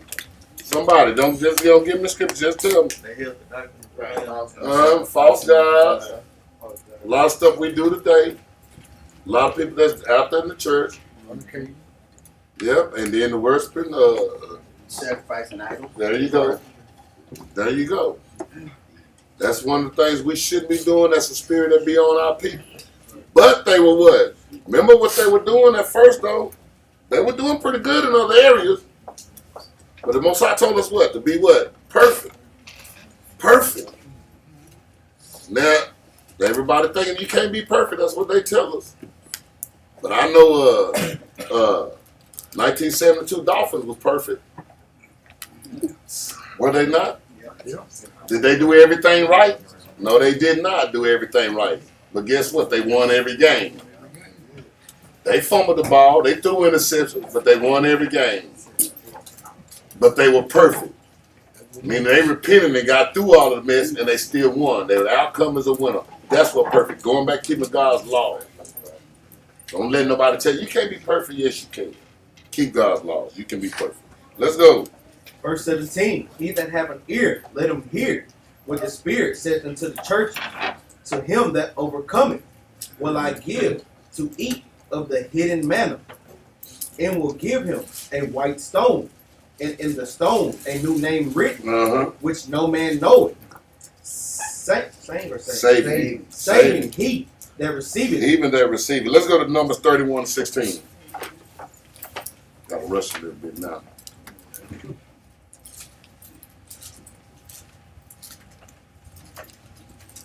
(31:16). Book of Numbers, chapter 31, verse 16. Behold, these caused the children of Israel through the counsel of Balaam to commit trespass against the Lord, in the matter of Peor, Mm-hmm. and there was a plague among the congregation of the Lord. And there was a plague among the congregation of the Lord. This brother right here, his name is Jeroboam. Y'all know what that means? Throw it down on the idols. Huh? Cast down idols. Throwing down idols, throwing down the Going down the altar of Baal. Yes. So if y'all got that problem, go to him. And Jeroboam will give you scriptures to how to cast them idols down. Because that's what his name is, and that's what he got that name. That's what he do. Because when he got that name, he was thinking that way. Because I remember we talked about that. So if you can't do it, you got a brother right here. We got one in the congregation. So y'all need to take him, because some of y'all do worship idols. Don't even know it. Right.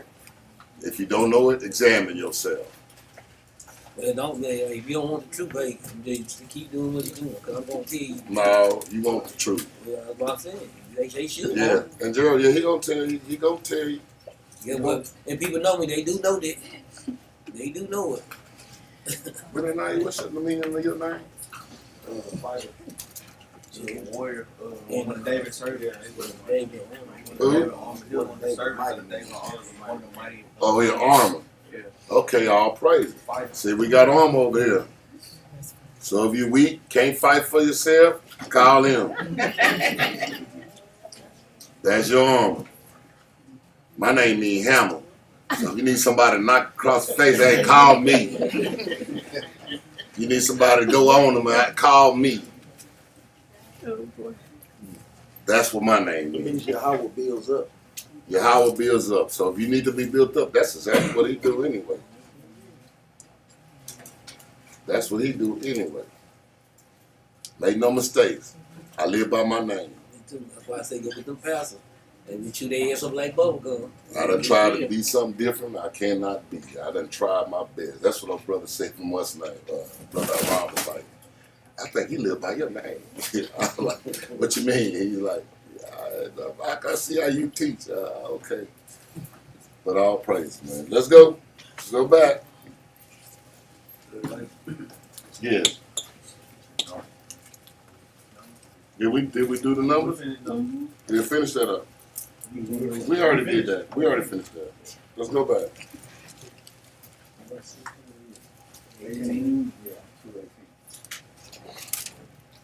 Book of Revelations, chapter 2, verse 18. And unto the angel of the church of Thyatira, write these things, said the Son of God, who had his eyes like unto the flame of fire, and his feet like fine brass. God did keeps reiterating that too, huh? It's like we is supposed to think this man is a red man when he just keep telling you. Go ahead. Verse 19. I know thy works, in charity, in service, in faith, in thy patience. They got a lot of stuff going on, don't they? A lot of stuff, huh? A lot. Read that again. I know thy works, They got works. in charity, They got love. in service, And they got the service. They go and do all the stuff. They have the feast days. They do all of those things. Go ahead. in faith, And they got faith in Yahweh. Go ahead. in thy patience. And they patient with people. They patient with this truth. They know it's time gonna be coming. But what? In thy works, And in the last to be more than the first. the last should be more than the first. They know that. They got it going on. They got it going on, right? Got it going on. It's like some of us, we got it going on. But we got a problem here there that we need to straighten out. Read. Notwithstanding, I have a few things against thee. He said, all this stuff they got, he said, I still got a few things with you. I got a few problems with you, though. A lot of times we be thinking we good. Hey, I got everything. I got it going on in this truth. But the Most High said, I got a few problems with you now. And they just named off a whole lot of stuff, man. They was just bam, bam. They were hitting this, hitting that, hitting this, and that. But I got a few problems with you. Go ahead. Because thou sufferest that woman, Jezebel, which calleth herself a prophetess, to teach and to seduce my servants. See, first of all, let me tell you one thing. She a lie because she called herself a prophetess. That means a prophetess meaning your husband was a prophet. Right?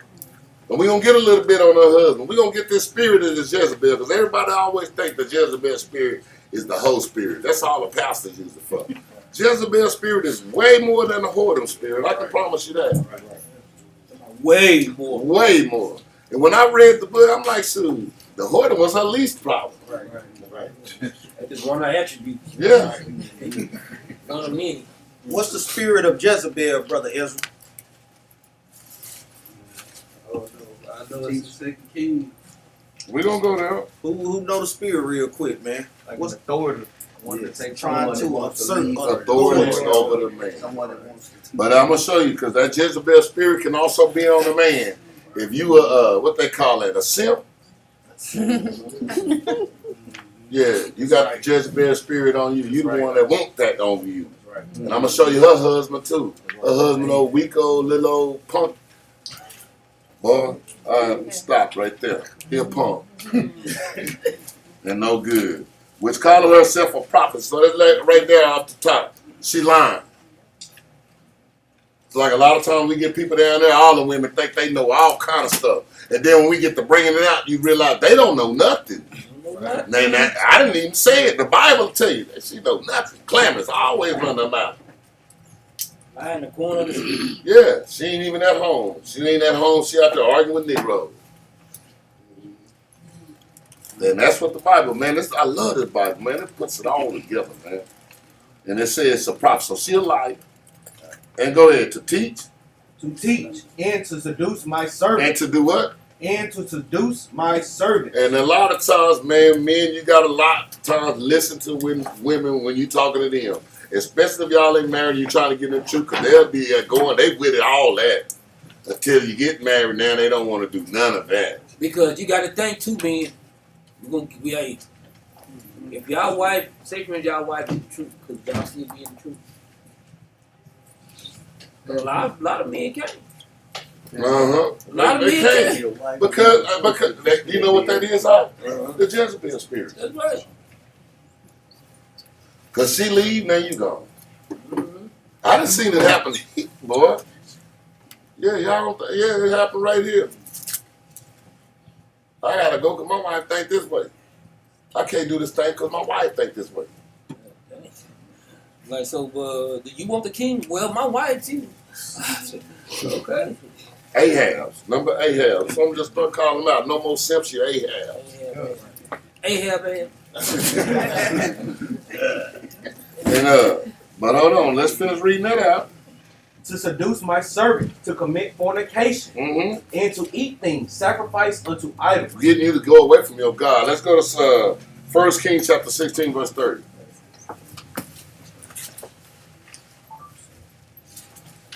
We're going to get some of this spirit, because like I said, it ain't just that horrible spirit, and yet, it ain't always just on the man. I mean, on the woman. A man got her husband's spirit.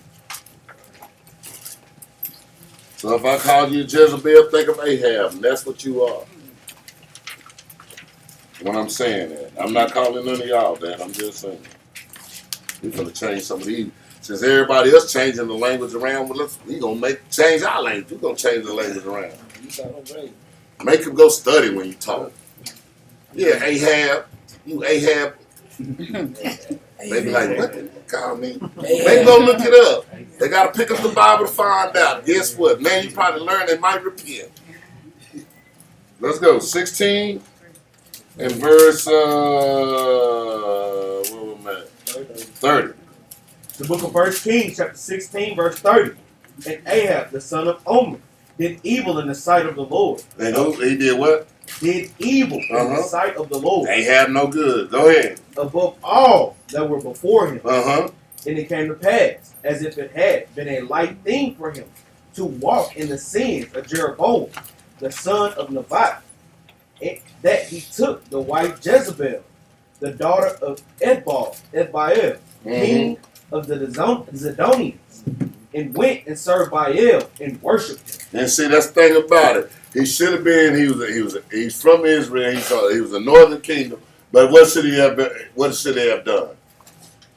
Marry somebody of his own nation. Right. What race was Jezebel? He should have married somebody out of his own. And then that was one of the main ones when you go to 73 that he told us not to. Specifically. He needs to tell us about the Edomite. He definitely told us about the Hamites. Yes. Canaanites. And then, like you 'cause said, think about it. You'll be sitting up there doing voodoo worshiping and stuff. I got all kind of stuff with them, man. like he said in verse 30, he said that he did evil. He said evil in the sight of the Lord above all that were before him. Mm-hmm. So he did more wicked than All all of the people that were before him. Think about his mindset. Man, I'm gonna follow. That's why the Lord said to lead them other nations along, for they will. them. Mm-hmm. Right? They ain't say they ain't gonna. Then they don't make Ain't no it. They probably. will. They will. They going to. And then he gonna marry this girl. This girl. He already wicked. Then he gonna marry another wicked. And the thing, I'm telling you what Captain Jerubal just brought out was heavy. Think about what he did. It was above evil. Mm-hmm. So what was the thing that he did? Followed after his woman. Most High God has given us secrets. That's a highly evil and wicked thing. And women, you gotta wicked as meditate on hell. this. Sister got to meditate on that thing too. And women wicked if you looking for a man that you can simp on, because you're not gonna love him long. I can promise you that. Right. Y'all can say what you want to say. I want him to do this for me, do that. Then you get that Negro, then you don't want it no more. No, it don't. Right. Because at the end of the day, a 'Cause you woman don't want no weak ass man. And you want a leader. You don't want no. Y'all can say what you want to say, but he was saying, yeah, he gotta be. That's what a leader does. A leader ain't that nice guy all the time. That's right. He'll come for you sometime, but he can't be. And I promise you, y'all say what you want, but you don't want it when you get it. When you get that, I can promise you, you're not gonna want it. Because You'll be done throw him to the street. at the end of the day, like you say, it look weakness and it look good for a little minute, but then you get around somebody, then a woman get around a man that's of authority that they really take charge. Then she start looking at her husband like, I thought, hey, you need to go hang around such and such. Okay, trying to change some of that, right? Because guess what? A woman don't want no weak ass man. I don't care who you is. You can try to play that. No, guess what? You want a man to hush, but at the end of the day, you want a man that's, guess what? Hey, you gonna take control of it. Right. I'm gonna let it go. And that's the way we were built. We were built like that. Women were built to follow the man, and the man was built. If you got a man that can't lead, just hey, don't be there. That's right. Those are attributes that sisters need to watch out Yes. when they prove in a man. And That's clear. That's a clear understanding, sisters. You watching out for brothers if you know they can't lead, if you knowing you can assert authority of them easily, like Ox said, Ahab, hey brother, or a simp type brother. Those are attributes that you should run away from. Vice versa, even with the I was brothers just gonna get on there. that have wives and brothers that are single as well. Always be watching out for that spirit in your wife. Making sure brothers are checking that thing at the gates, man. And you need to stand up and be men, man. Be a leader. Y'all need to be leading them somewhere. Don't be come on, I'm leading. I'm a leader. Where you leading? We're gonna just sit here and watch this game right quick. No, lead. Knowing what you gotta do to get your family in the house or your family this and do that. Start leading, man. Quit sitting back and not doing nothing, thinking everything gonna fall in place. Well, I'm gonna wait for God. God said, I made you the leader. Think you waiting on me for? But he said, I put it all in you to be the leader. Don't be that simple. I'm trying to tell you, boy. I know some of you, boy. And I know the woman make you weak at the knees, man. Boy, I tell you, man. Boy, sometimes y'all women don't even know what y'all be doing right now, bro. I'm telling you. Because I'm going to tell you, it's not just a weak man in the nation. Guess what, man? Like a lot of times, weakness is not just a man just being weak in the nature. Guess what? Men get wrapped around just wanting to be left alone. That's a weakness too, man. Because if she's supposed to ask anything, guess what? She's supposed to ask her husband at home. Yeah. So you're supposed to be guiding, man. That's our job first and foremost. So when that's a weakness in our men too. So don't try to think that I just don't give you a no. That's a weakness for a man. Guess what? To be, hey, that's one of your talents that the Lord said you must provide to be a husband. And that's what they mean. That's the characteristics of a real man is you need to be needed. That's right. You want to be needed. What you need me to do? Now don't go just doing Man, that. real, don't just do anything, man. Even I'm to making sure I put that disclaimer on that one because need a chicken. I need an egg. I need sauce. I need some milk. Hey, put it all together, man. I remember my mama send you to the store. You go to the store and get some peppers. Come back home. Soon as you get home, she say, "Oh yeah, go back to the grocery store and get me." Man, I was like, man, I thought I got my license. That's all I thought. My license was just for to go to the grocery store. When I first got my license, oh, these grocery license. Let's go back. Come on. 30. Not go back. We stay in the 1 Kings 16. Yeah, 32. Book of 1 Kings, chapter 16, verse 32. And he reared up an altar for Baal. Now he done left his first God. He got all these other gods. He got the gods of this world, man. Y'all gotta watch that spirit. That's an Ahab spirit. Be claiming like they in this truth, they ain't in this truth. Now when you examine them, go ahead. In the house of Baal, which he had built in Samaria. That was like the Good Samaritan when they're talking about that. That's another story, but I just letting you know what that means. We'll talk about that. In fact, I'm gonna do it. And I'm gonna tell y'all, even on that, that's what brothers have to watch out for. Even brothers that have wives, where wives are trying to aim you in a certain direction. Exactly. Yes. Y'all have to watch out for that spirit. We'll see if you can talk to the captain. Oh, yeah. On this right here. You have to watch that type of spirit. Yeah. That spirit be out there to kind of aim you in a direction that they want. Feel their needs on a particular issue. You know, and sisters also have to watch out that y'all not dealing in that type of spirit, because those spirits are out there. We hear it all the time. We done dealt with it for over 10, coming up on 10 years. Yep. You know, constant. Whether it's through this or through that, hey, that spirit is out there, man. Want to institute certain things at the Passover, doing things in the kitchen. Now, it's a difference between that. Now, don't get me wrong. That's something that brothers have to discern. Like, she doing it in a type of trying to assert authority, or is it literally a good idea? And that's something that brothers have to discern too. And now she running the church and not you, because now she gonna keep coming up with the idea. Well, you probably need to talk about. You have to watch that. Well, you might need to come out, and then they want you to do a class on the girl she don't like. You have You to don't watch even know it. that You don't even spirit. know it. You have to watch that thing and So check it in the gate, man. Put that in there. Go ahead. Verse 33. And Ahab made a grove, and Ahab did more to provoke the Lord, God of Israel, to anger than all the kings of Israel that were before him. Really? In his days did Hiel, the Bethelite, build Jericho. He laid the foundation thereof. And Abraham, his firstborn, and set up the gates thereof. In his youngest son, Segub, according to the word of the Lord, which he spake by Joshua the son of Nun. That's a good. That's a B at the end, not a B. Segub. I thought you said C. No, he said Good. Okay, all right. My bad. I thought I heard a D. That's that Grand Periodist. Go ahead. 34. It's good right there. Go ahead. Oh, read it again. Okay. Yeah, it's after the comma. It's So good. according to the word of the Lord, which he spake by Joshua the son of Nun. Go ahead. Chapter 17, verse 1. And Elijah the Tishbite. No. That's all I needed right there.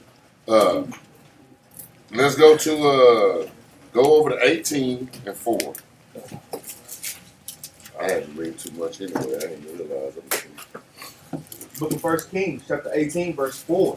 For it was so when Jezebel cut off the prophets of the Lord, that Obadiah took 100 prophets and hid them by 50 in a cave, and fed them with bread and water. And that's another thing she do. This woman is a killer, man. Not just spiritually, not physically all the time, but spiritually. She's a master killer. She will kill your spirit. You know how they say that woman know how to push that button? Yeah, she'll kill that spirit.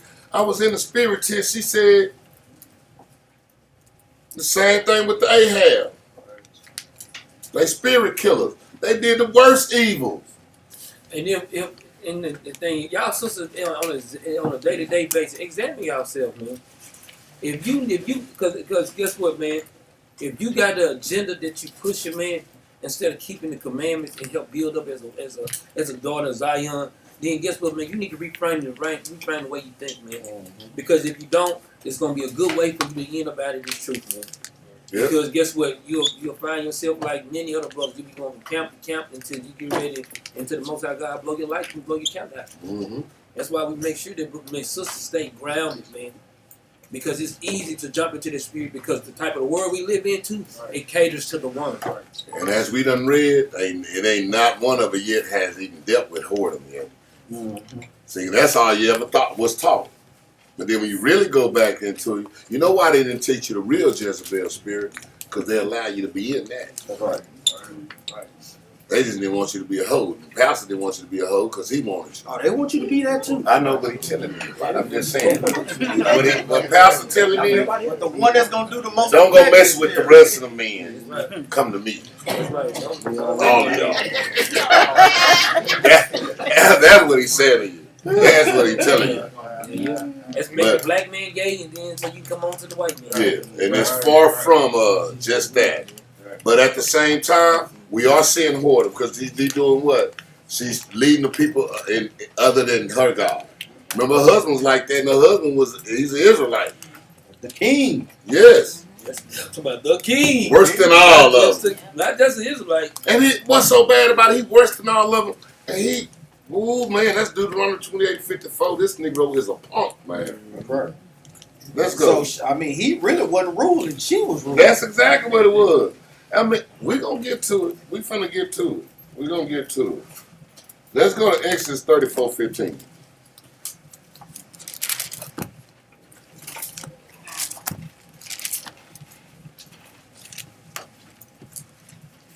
A lot of times now, I can, if I don't finish my class, guess what I can do now? Finish it up on Tuesday. So there ain't gonna be no problem. If I don't get through I'll finish up. Make sure y'all tune in on them Tuesday. It's Burnt Toast Tuesday. Well, I don't know. We're gonna get names for all them on them days. I think Barakai, you got some? Nah, I ain't got nothing yet. I got Thursday throwdown. Ain't got nothing. What's that? Thursday night throwdown. Thursday night throwdown, Burnt Toast Tuesday. What is that? I came from the Smooth Sunday.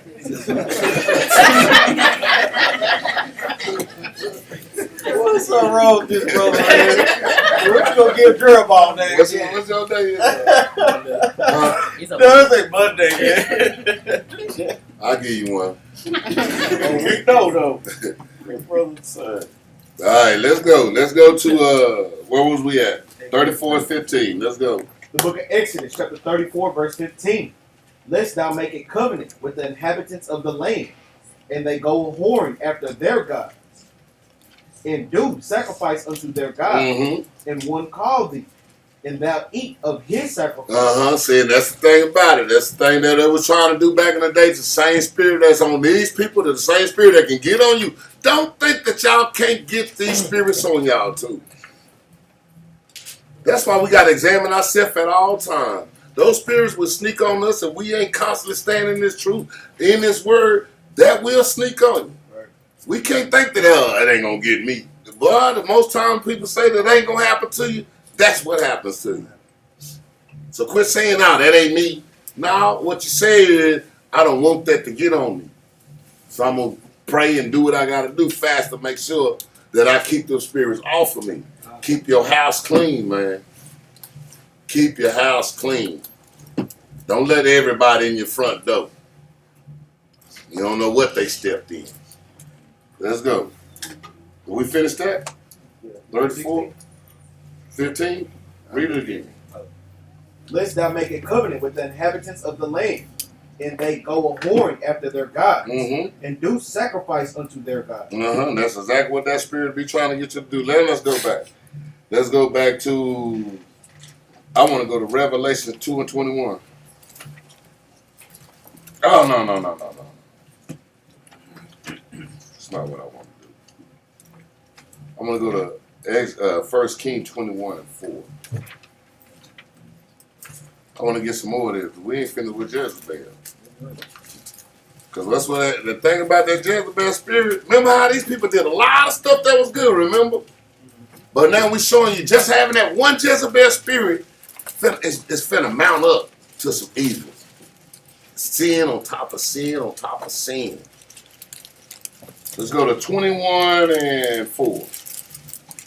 First King 21, 4. The book of 1 Kings, chapter 21, verse 4. And Ahab came into his house, heavy and displeased, because of the word which Naboth the Jezreelite had spoken to him. For he had said, I will not give thee the inheritance of my fathers. And he laid him down upon his bed and turned away his face and would eat no bread. Man, and this whiny little old man. I won't give him no hair. Where he at? What's his name? How he be doing sometimes? And y'all grown men be doing just that. Out here, kid, that's what kids do. You know what I'm saying? I understand that. But I don't like it when grown men is in that behavior. And that's what our people be doing. Women, sometimes when you don't get your way, you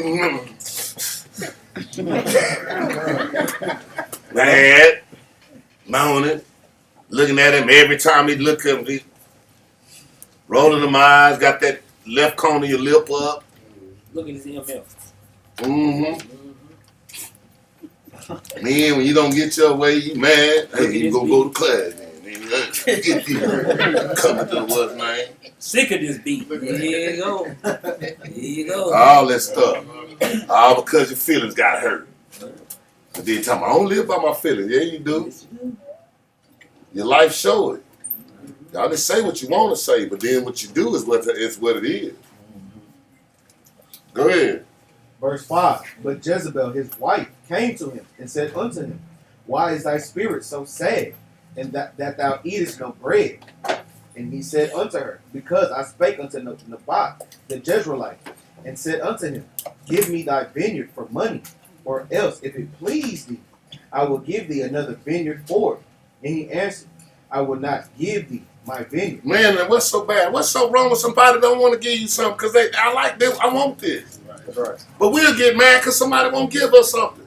You ask, if they ain't got it, they be like, nah, I'm going to go in and keep this. You got to respect that. That's right. And go on about your business. Don't go crying and moping. And then here you woman, Patty. What's wrong with you, baby? You so? He did what? You ever, he had. Let's go. Verse 7. And Jezebel, his wife, said unto him, Dost thou not govern the kingdom of Israel? Don't you govern the kids? Next time, ain't you king? You the king, ain't you? She done changed the word. You a king. Made him feel like, well, king. I'm a king. I ain't a king, I'm a king. Go ahead. Arise and eat bread, and let thine heart be merry. And that's all it took. Here she got it. You a king. Get up and eat this bread. He like, I'm a king. Give me my bread. Now you ready to eat. Go ahead. I will give thee the vineyard of Naboth the Jezreelite. Who? I will give thee the vineyard of Naboth the This man Jezreelite. couldn't get it if they ain't gonna sell. But get what this woman say. I get it for you. I'm a schemer. That's right. And here the man. Will, you don't get it from me, baby. Hey, nah, go ahead, girl. Go ahead, girl. And that's how we up there now. We ride her like, yeah. Go ahead. See the man. We done put her in the seat. Like I said, we joke about these things. We have a good time in class, but these are actual spirits that brothers Exactly. must watch out I'm for. trying to tell you, man. You know, this is a serious spirit that is out there, man. It's out there, man. You know, and it's constantly homing in at the sisters. Like you say, we know, like, the devil knows you have but a short time, so he's pulling out all these tricks. Constantly trying to divide brothers and sisters, sisters and sisters, brothers and brothers. It's constantly that divide out there. Like you said, that's predicated on these things, man. Mm-hmm. Go ahead, And a lot of times, I'm not playing. I'm just trying to get you that situation because I know how it That's is right. in the world. These are the things that they be in your face. You just don't see them as a wicked spirit that's on y'all. Mhm, that's right. That's exactly right. So let's go. Verse 8. So she wrote letters in Ahab's name, and sealed them with his seal, and sent the letters unto the elders and to the nobles that were in his city, dwelling with Naboth. Dwelling with Naboth. Now she wrote letters in his name, and he looking like she doing it, but she done took control. She the king now. She calling him the king. That's why she called him the king, because she the king. She done gave him a new name and then moved him out the way on the cool. He think he done got his chest out. She done took over. She done took over. You the king. He's like, yeah, baby, I am the king. And she said, I'm the king. And that's what it is. It's subtle just like that. You don't even know what happened to you. Go ahead, Let's go to Isaiah chapter 58. Because now she done wrote a letter telling them that they got to fast. She telling the Israel to do this. Yeah. And she done. Think about what mindset she in, man. Right? For her to even sit up to do this, right? Sneaky. Let's go to Isaiah chapter chapter 58, verse 4. The book of Isaiah, chapter 58, verse 4. Mm-hmm. Behold, ye fast for strife, Read. and debate, Read. and to smite with the fist of wicked. Because that's all it was. That wasn't a fast to proclaim the help it out. Man. That was a fast for wickedness, man. Man, y'all see how this Bible just worked? Right? Read. You shall not fast as ye do this day. So the Lord said that fast right there, that wasn't even to be heard, man. Mm-mm. He said you shouldn't be fasting as you do this day.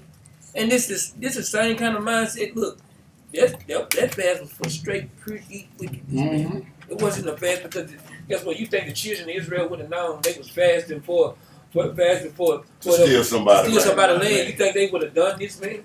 Hell no. If you was particularly, then guess what? You just wrong. Right, exactly. You ain't lying. Right? Finish that out, huh? To make your voice to be heard on high. Because that's what she did. She fasted to make her voice be heard on high.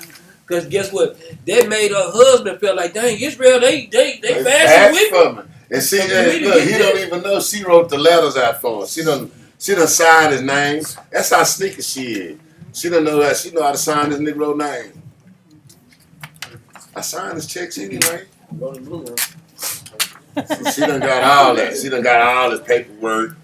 He don't even know. She done sifted all out. And you Negroes, that's the same thing y'all do. Y'all give up all of your responsibility that you supposed to be doing in the first place over to your wife because your butt lazy. I don't even want to do that. Then come back to me, why the lights off? Hey, Negro, you didn't take care of the bill. Well, I gave you the money. I went shopping. Y'all don't know nothing about your own house. I remember I used to do that. I don't do that no more. Not with you. With that other woman. I don't do that. I don't do that because that's exactly what can happen. Take control of your stuff and you don't got no control of the stuff you going on. You go to take a bath, boy, or a shower, and just in the shower. Be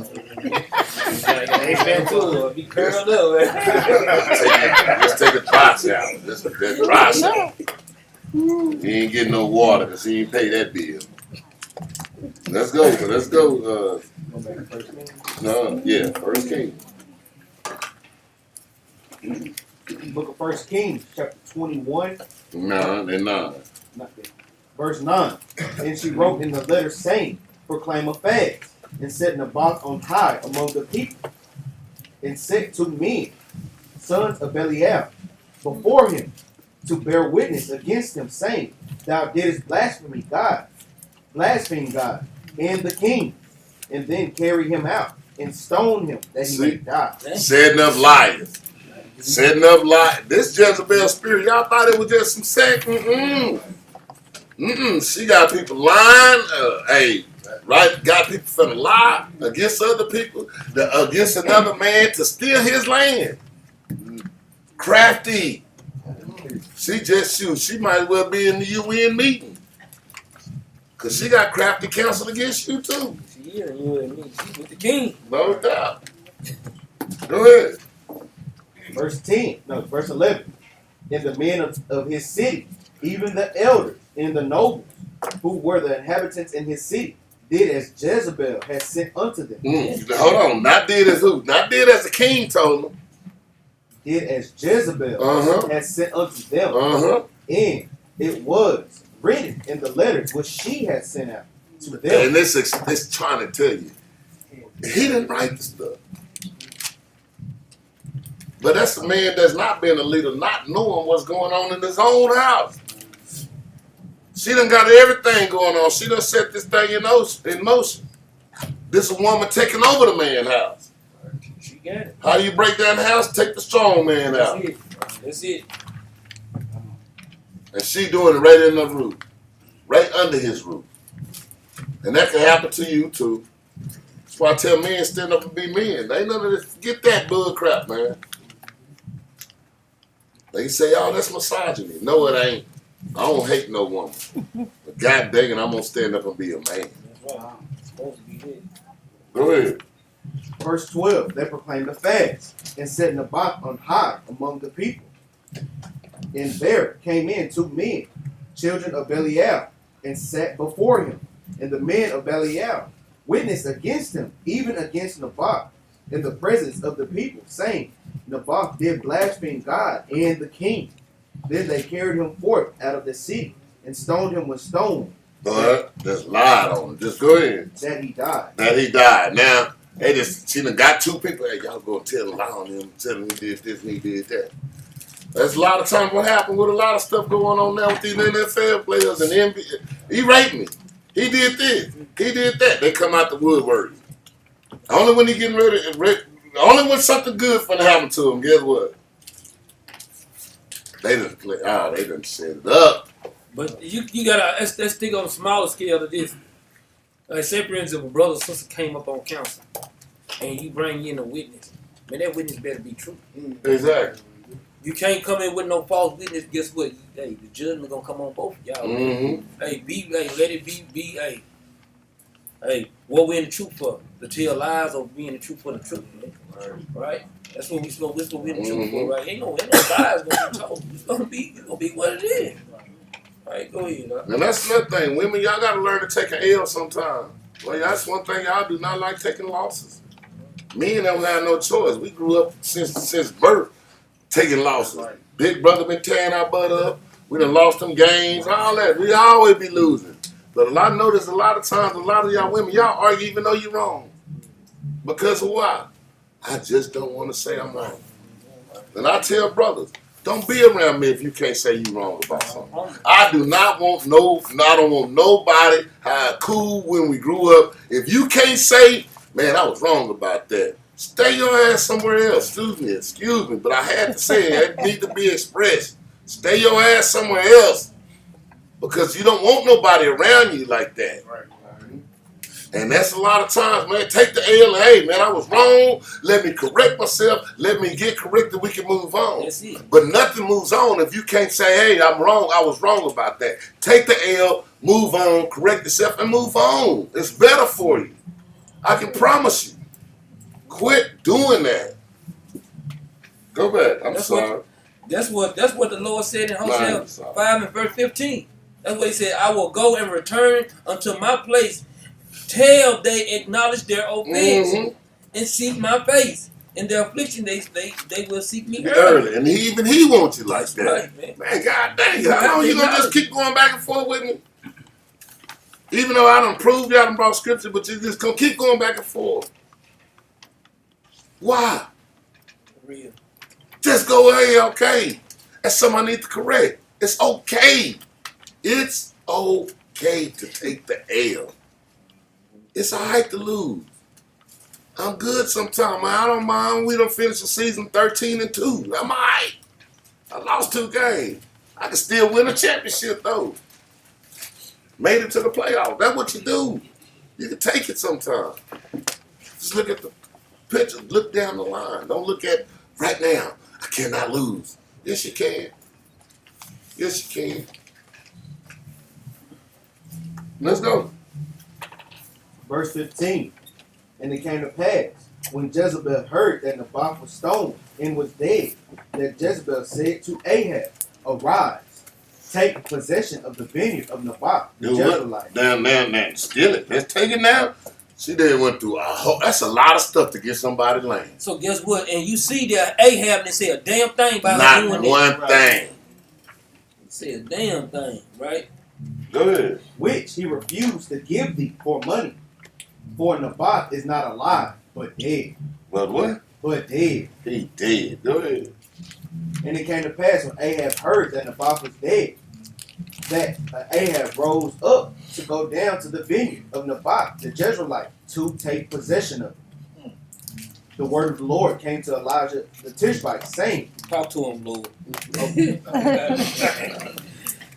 Go ahead, So where we at? verse Verse 18. Mm-hmm. Go ahead. Arise, go down to meet Ahab, king of Israel, which is in Samaria. Behold, he is in the vineyard of Naboth, Mm-hmm. whither he is gone down to possess it. Uh-huh. And thou, verse 19, and thou shalt speak unto him, saying, Thus saith the Lord, Hast thou killed and also taken possession?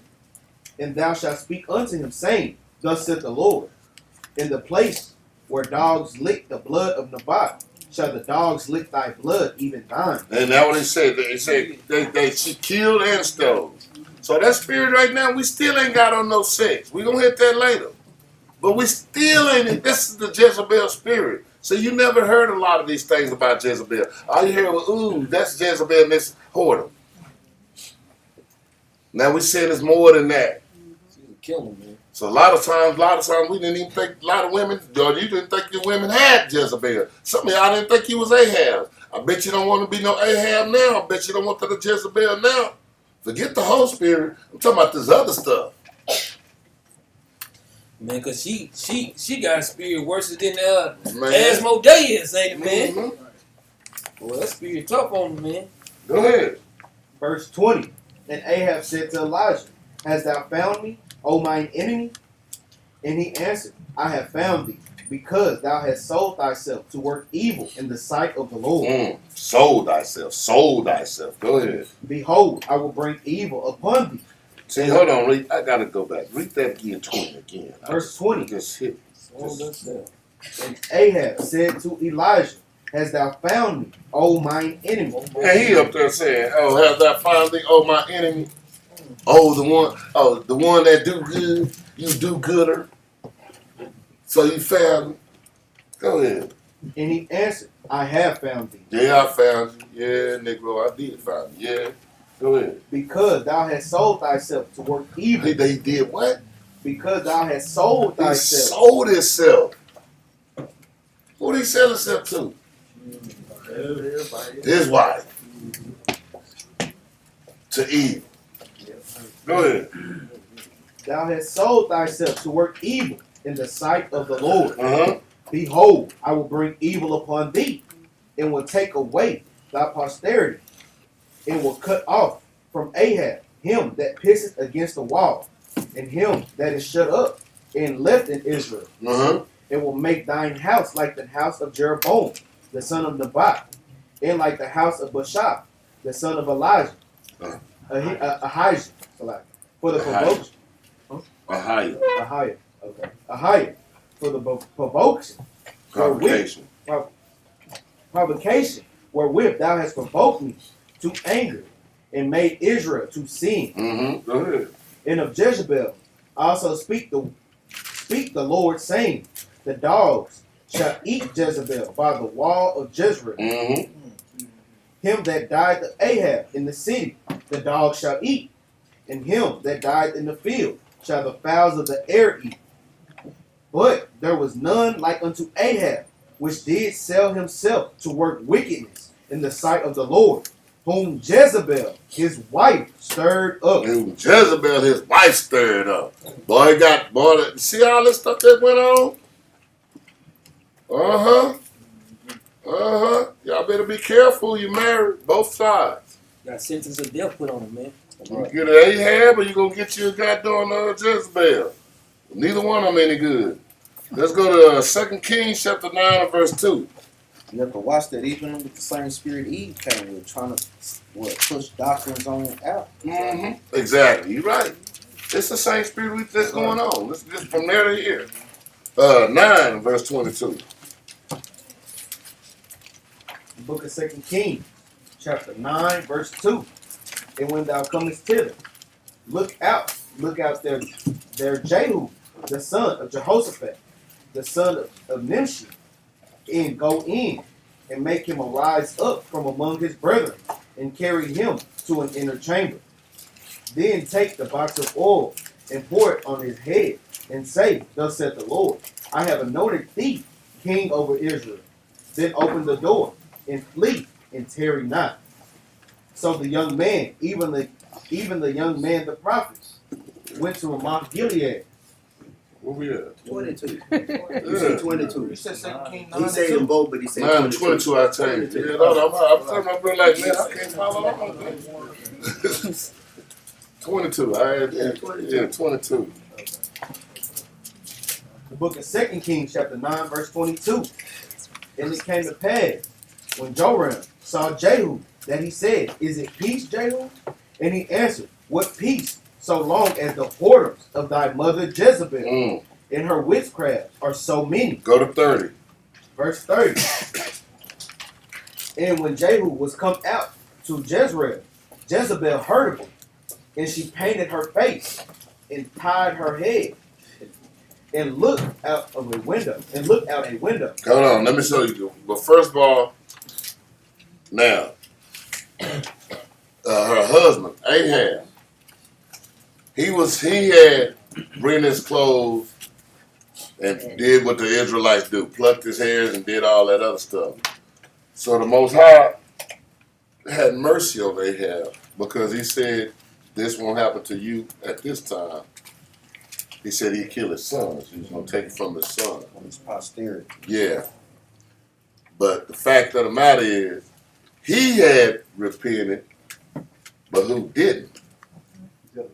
She never did. That's when we're going to get into Revelation. We're going to go back to that in a minute. But read that and then keep going. Now, let me set you back up because I skipped a whole lot of other stuff. Jehu is going into there now to get with Ahab. Now, what you reading right here, I want y'all to read that carefully. That 30. Watch this. Now watch who was. Now I want y'all to think. Read it. And I want to let it marinate. Verse 30 from the top. And when Jehu was come to Jezreel, Jezebel heard of it, and she painted her face and tied her head and looked out a window. Stop. Looked out at a window. Stop.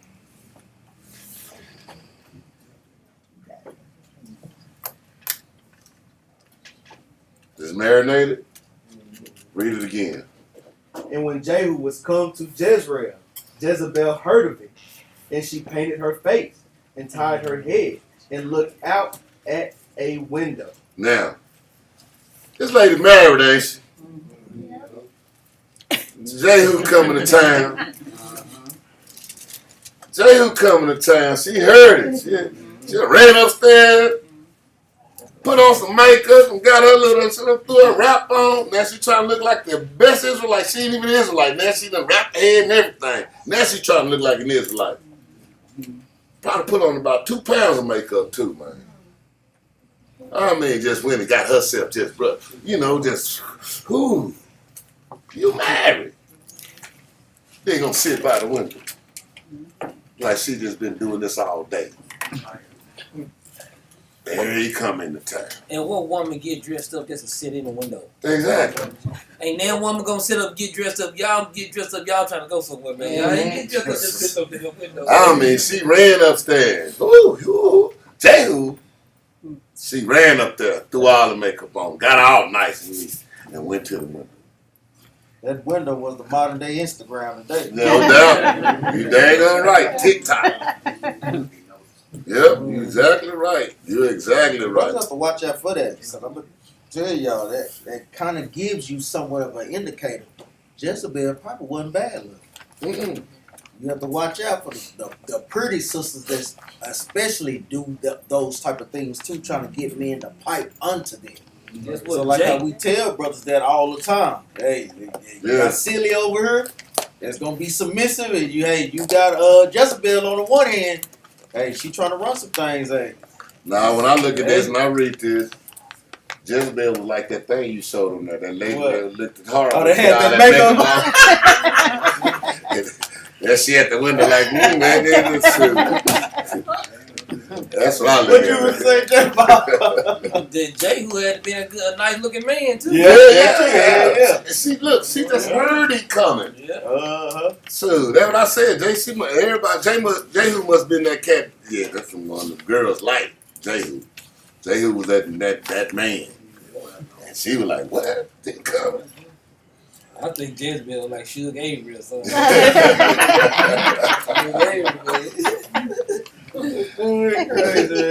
Well, that's what, man, y'all gotta read these stories, man. These are better than any movies that y'all ever watched, man. I can read them over and over and over again.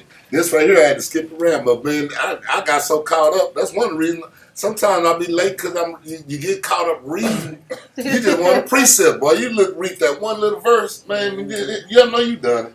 You want to read that verse, next thing you know, you done read this whole chapter. Be like, I just wanted that one verse. Yeah. And you read a whole chapter because you done got caught up in the same story. What's so bad about it? You already know the movie, but you still watch it again. But guess what? I'm gonna tell you most time, right? You do that. Why brothers do that? You get caught up reading it like that, so the Lord can give you a better context. When you Exactly. And you find out you didn't know it. You didn't see the whole. Yeah. You didn't see it. Hold on. I need you to get this. Right? Exactly. Read the whole thing. Yeah. Now go ahead. Verse 32. And as Jehu entered in at the gate, she said, has Zimri peace, who slew his masters? And he lifted up his face to the window and said, who is on my side? Who? And there looked out to him 2 or 3 eunuchs. Hey, hold on. Now check this out. She got some servants behind her too, so while she at the window. And he looked up, seen her at the window, and said, who on my side? Look right past her. Dang you. Who on my side? Cause he knows she ain't on my side. Now go ahead.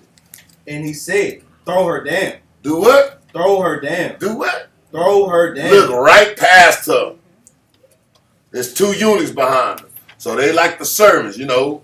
They went and got all the makeup.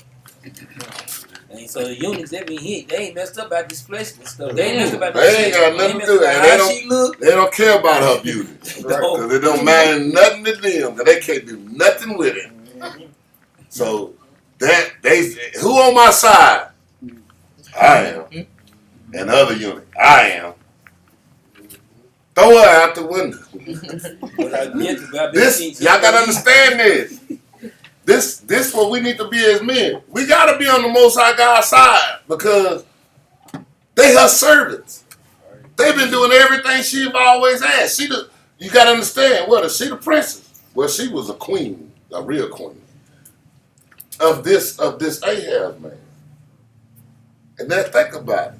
They've been doing everything, peppering her, all her. Who on my side? I am. Throw her out the window. They just grab her like it ain't nothing. Well, they like, thank the Lord. They like, thank the Lord. They don't listen to nothing she say anymore. And that's how we gotta be.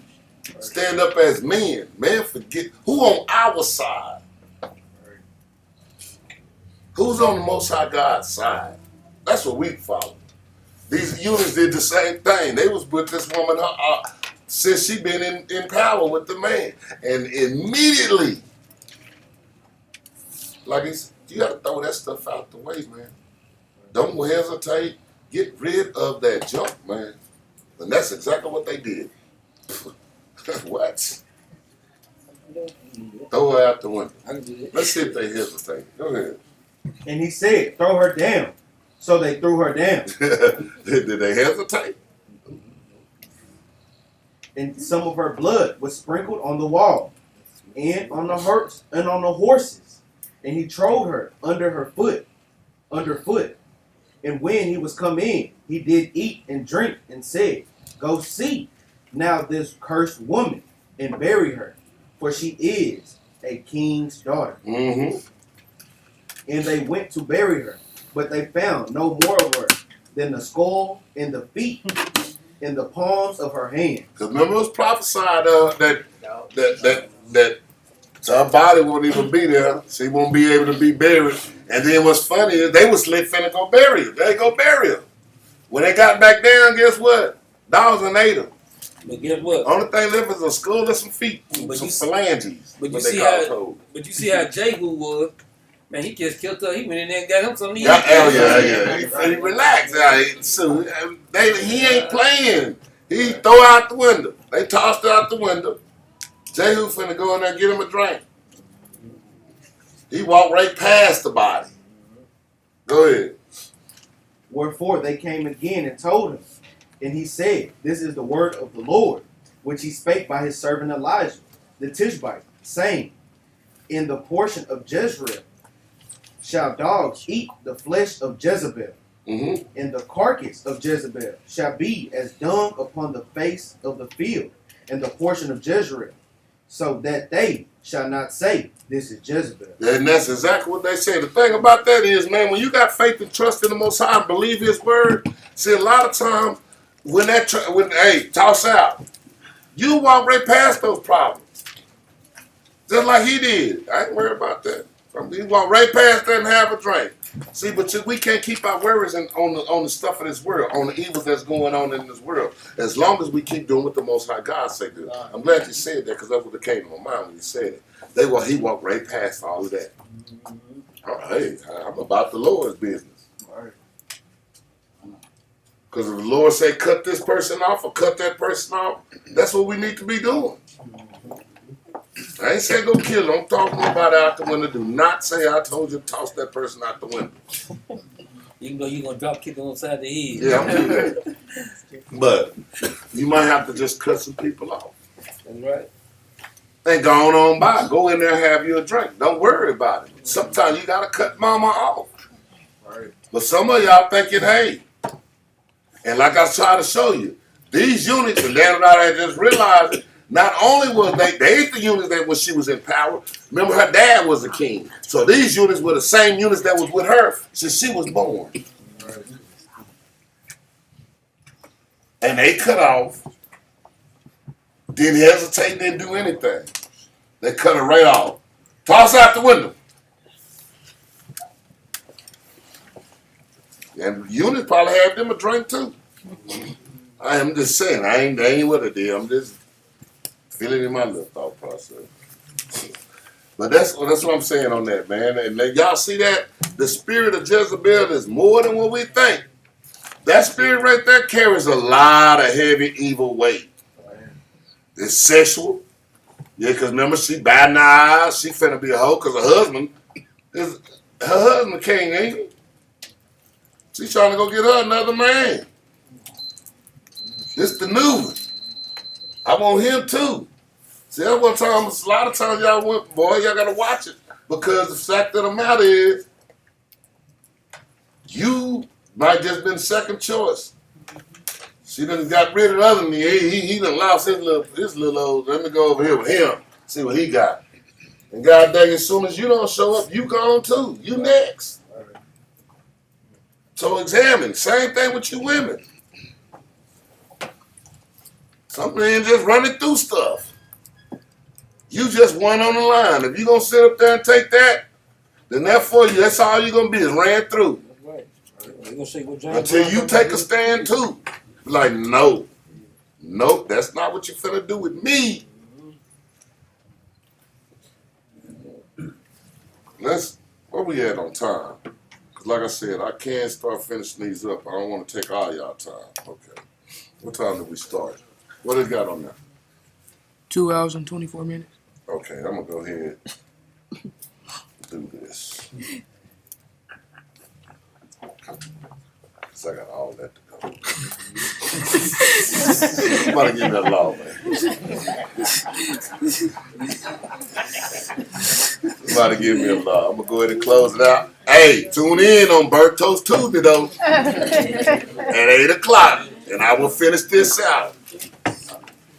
But we're gonna scratch a lot of this burnt stuff off of there. We're gonna eat that toast, that buttery toast. We're gonna get some of that. Hey, make sure you tune in on Smooth Sunday too. And what you had back there? Throw down Thursday. Throw down Thursday. That brother throwing down on Thursday. Deuteronomy 7:3. Let me get that. He throwing down on Thursday. He gonna get it. He gonna give it to you smooth on Sunday. Raw Truth Tuesday. No, it's Burnt Toast Tuesday.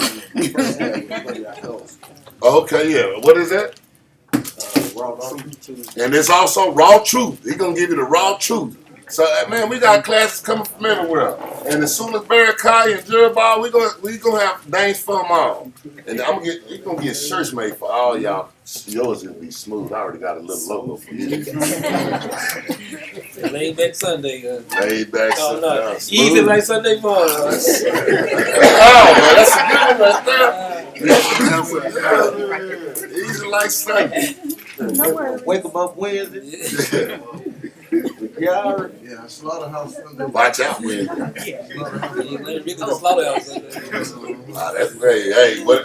That'll be a great logo. I already got a logo for Slaughterhouse. There you go. Yes, sir. We put a pig with a guillotine, cutting his head off. We slaughtering things. But let me get that. Deuteronomy 7:3. That's gonna be your law for the day. Your law for the day is Deuteronomy 7:3. And hey, make sure y'all push that like button and y'all share this video. And hey, if you want to give donations, you can do that too. I think they got all the information down at the bottom in the description area. Go ahead and go through all of that, man. Keep up with us, man, because we're gonna bring you more and more stuff each and every week, each and every day. We're gonna always bring you classes on each day of the week, and we also gonna bring you laws at the end of each class. So hey, go ahead and read that law. The book of Deuteronomy, chapter 7, verse 3. Neither shalt thou make marriages with them. Thy daughter thou shalt not give unto his son, nor his daughter shalt thou take unto thy son. Man, leave them folks alone, man, because what they gonna do? For they will. They what? For they will. They might. For they will. They might do little this or little that, but he said, for they will. Go ahead. For they will turn away thy son from following me, that they may serve other gods. So will the anger of the Lord be kindled against you and destroy thee suddenly. And that's why he said, leave them alone. And on that note, we're going to say shalom.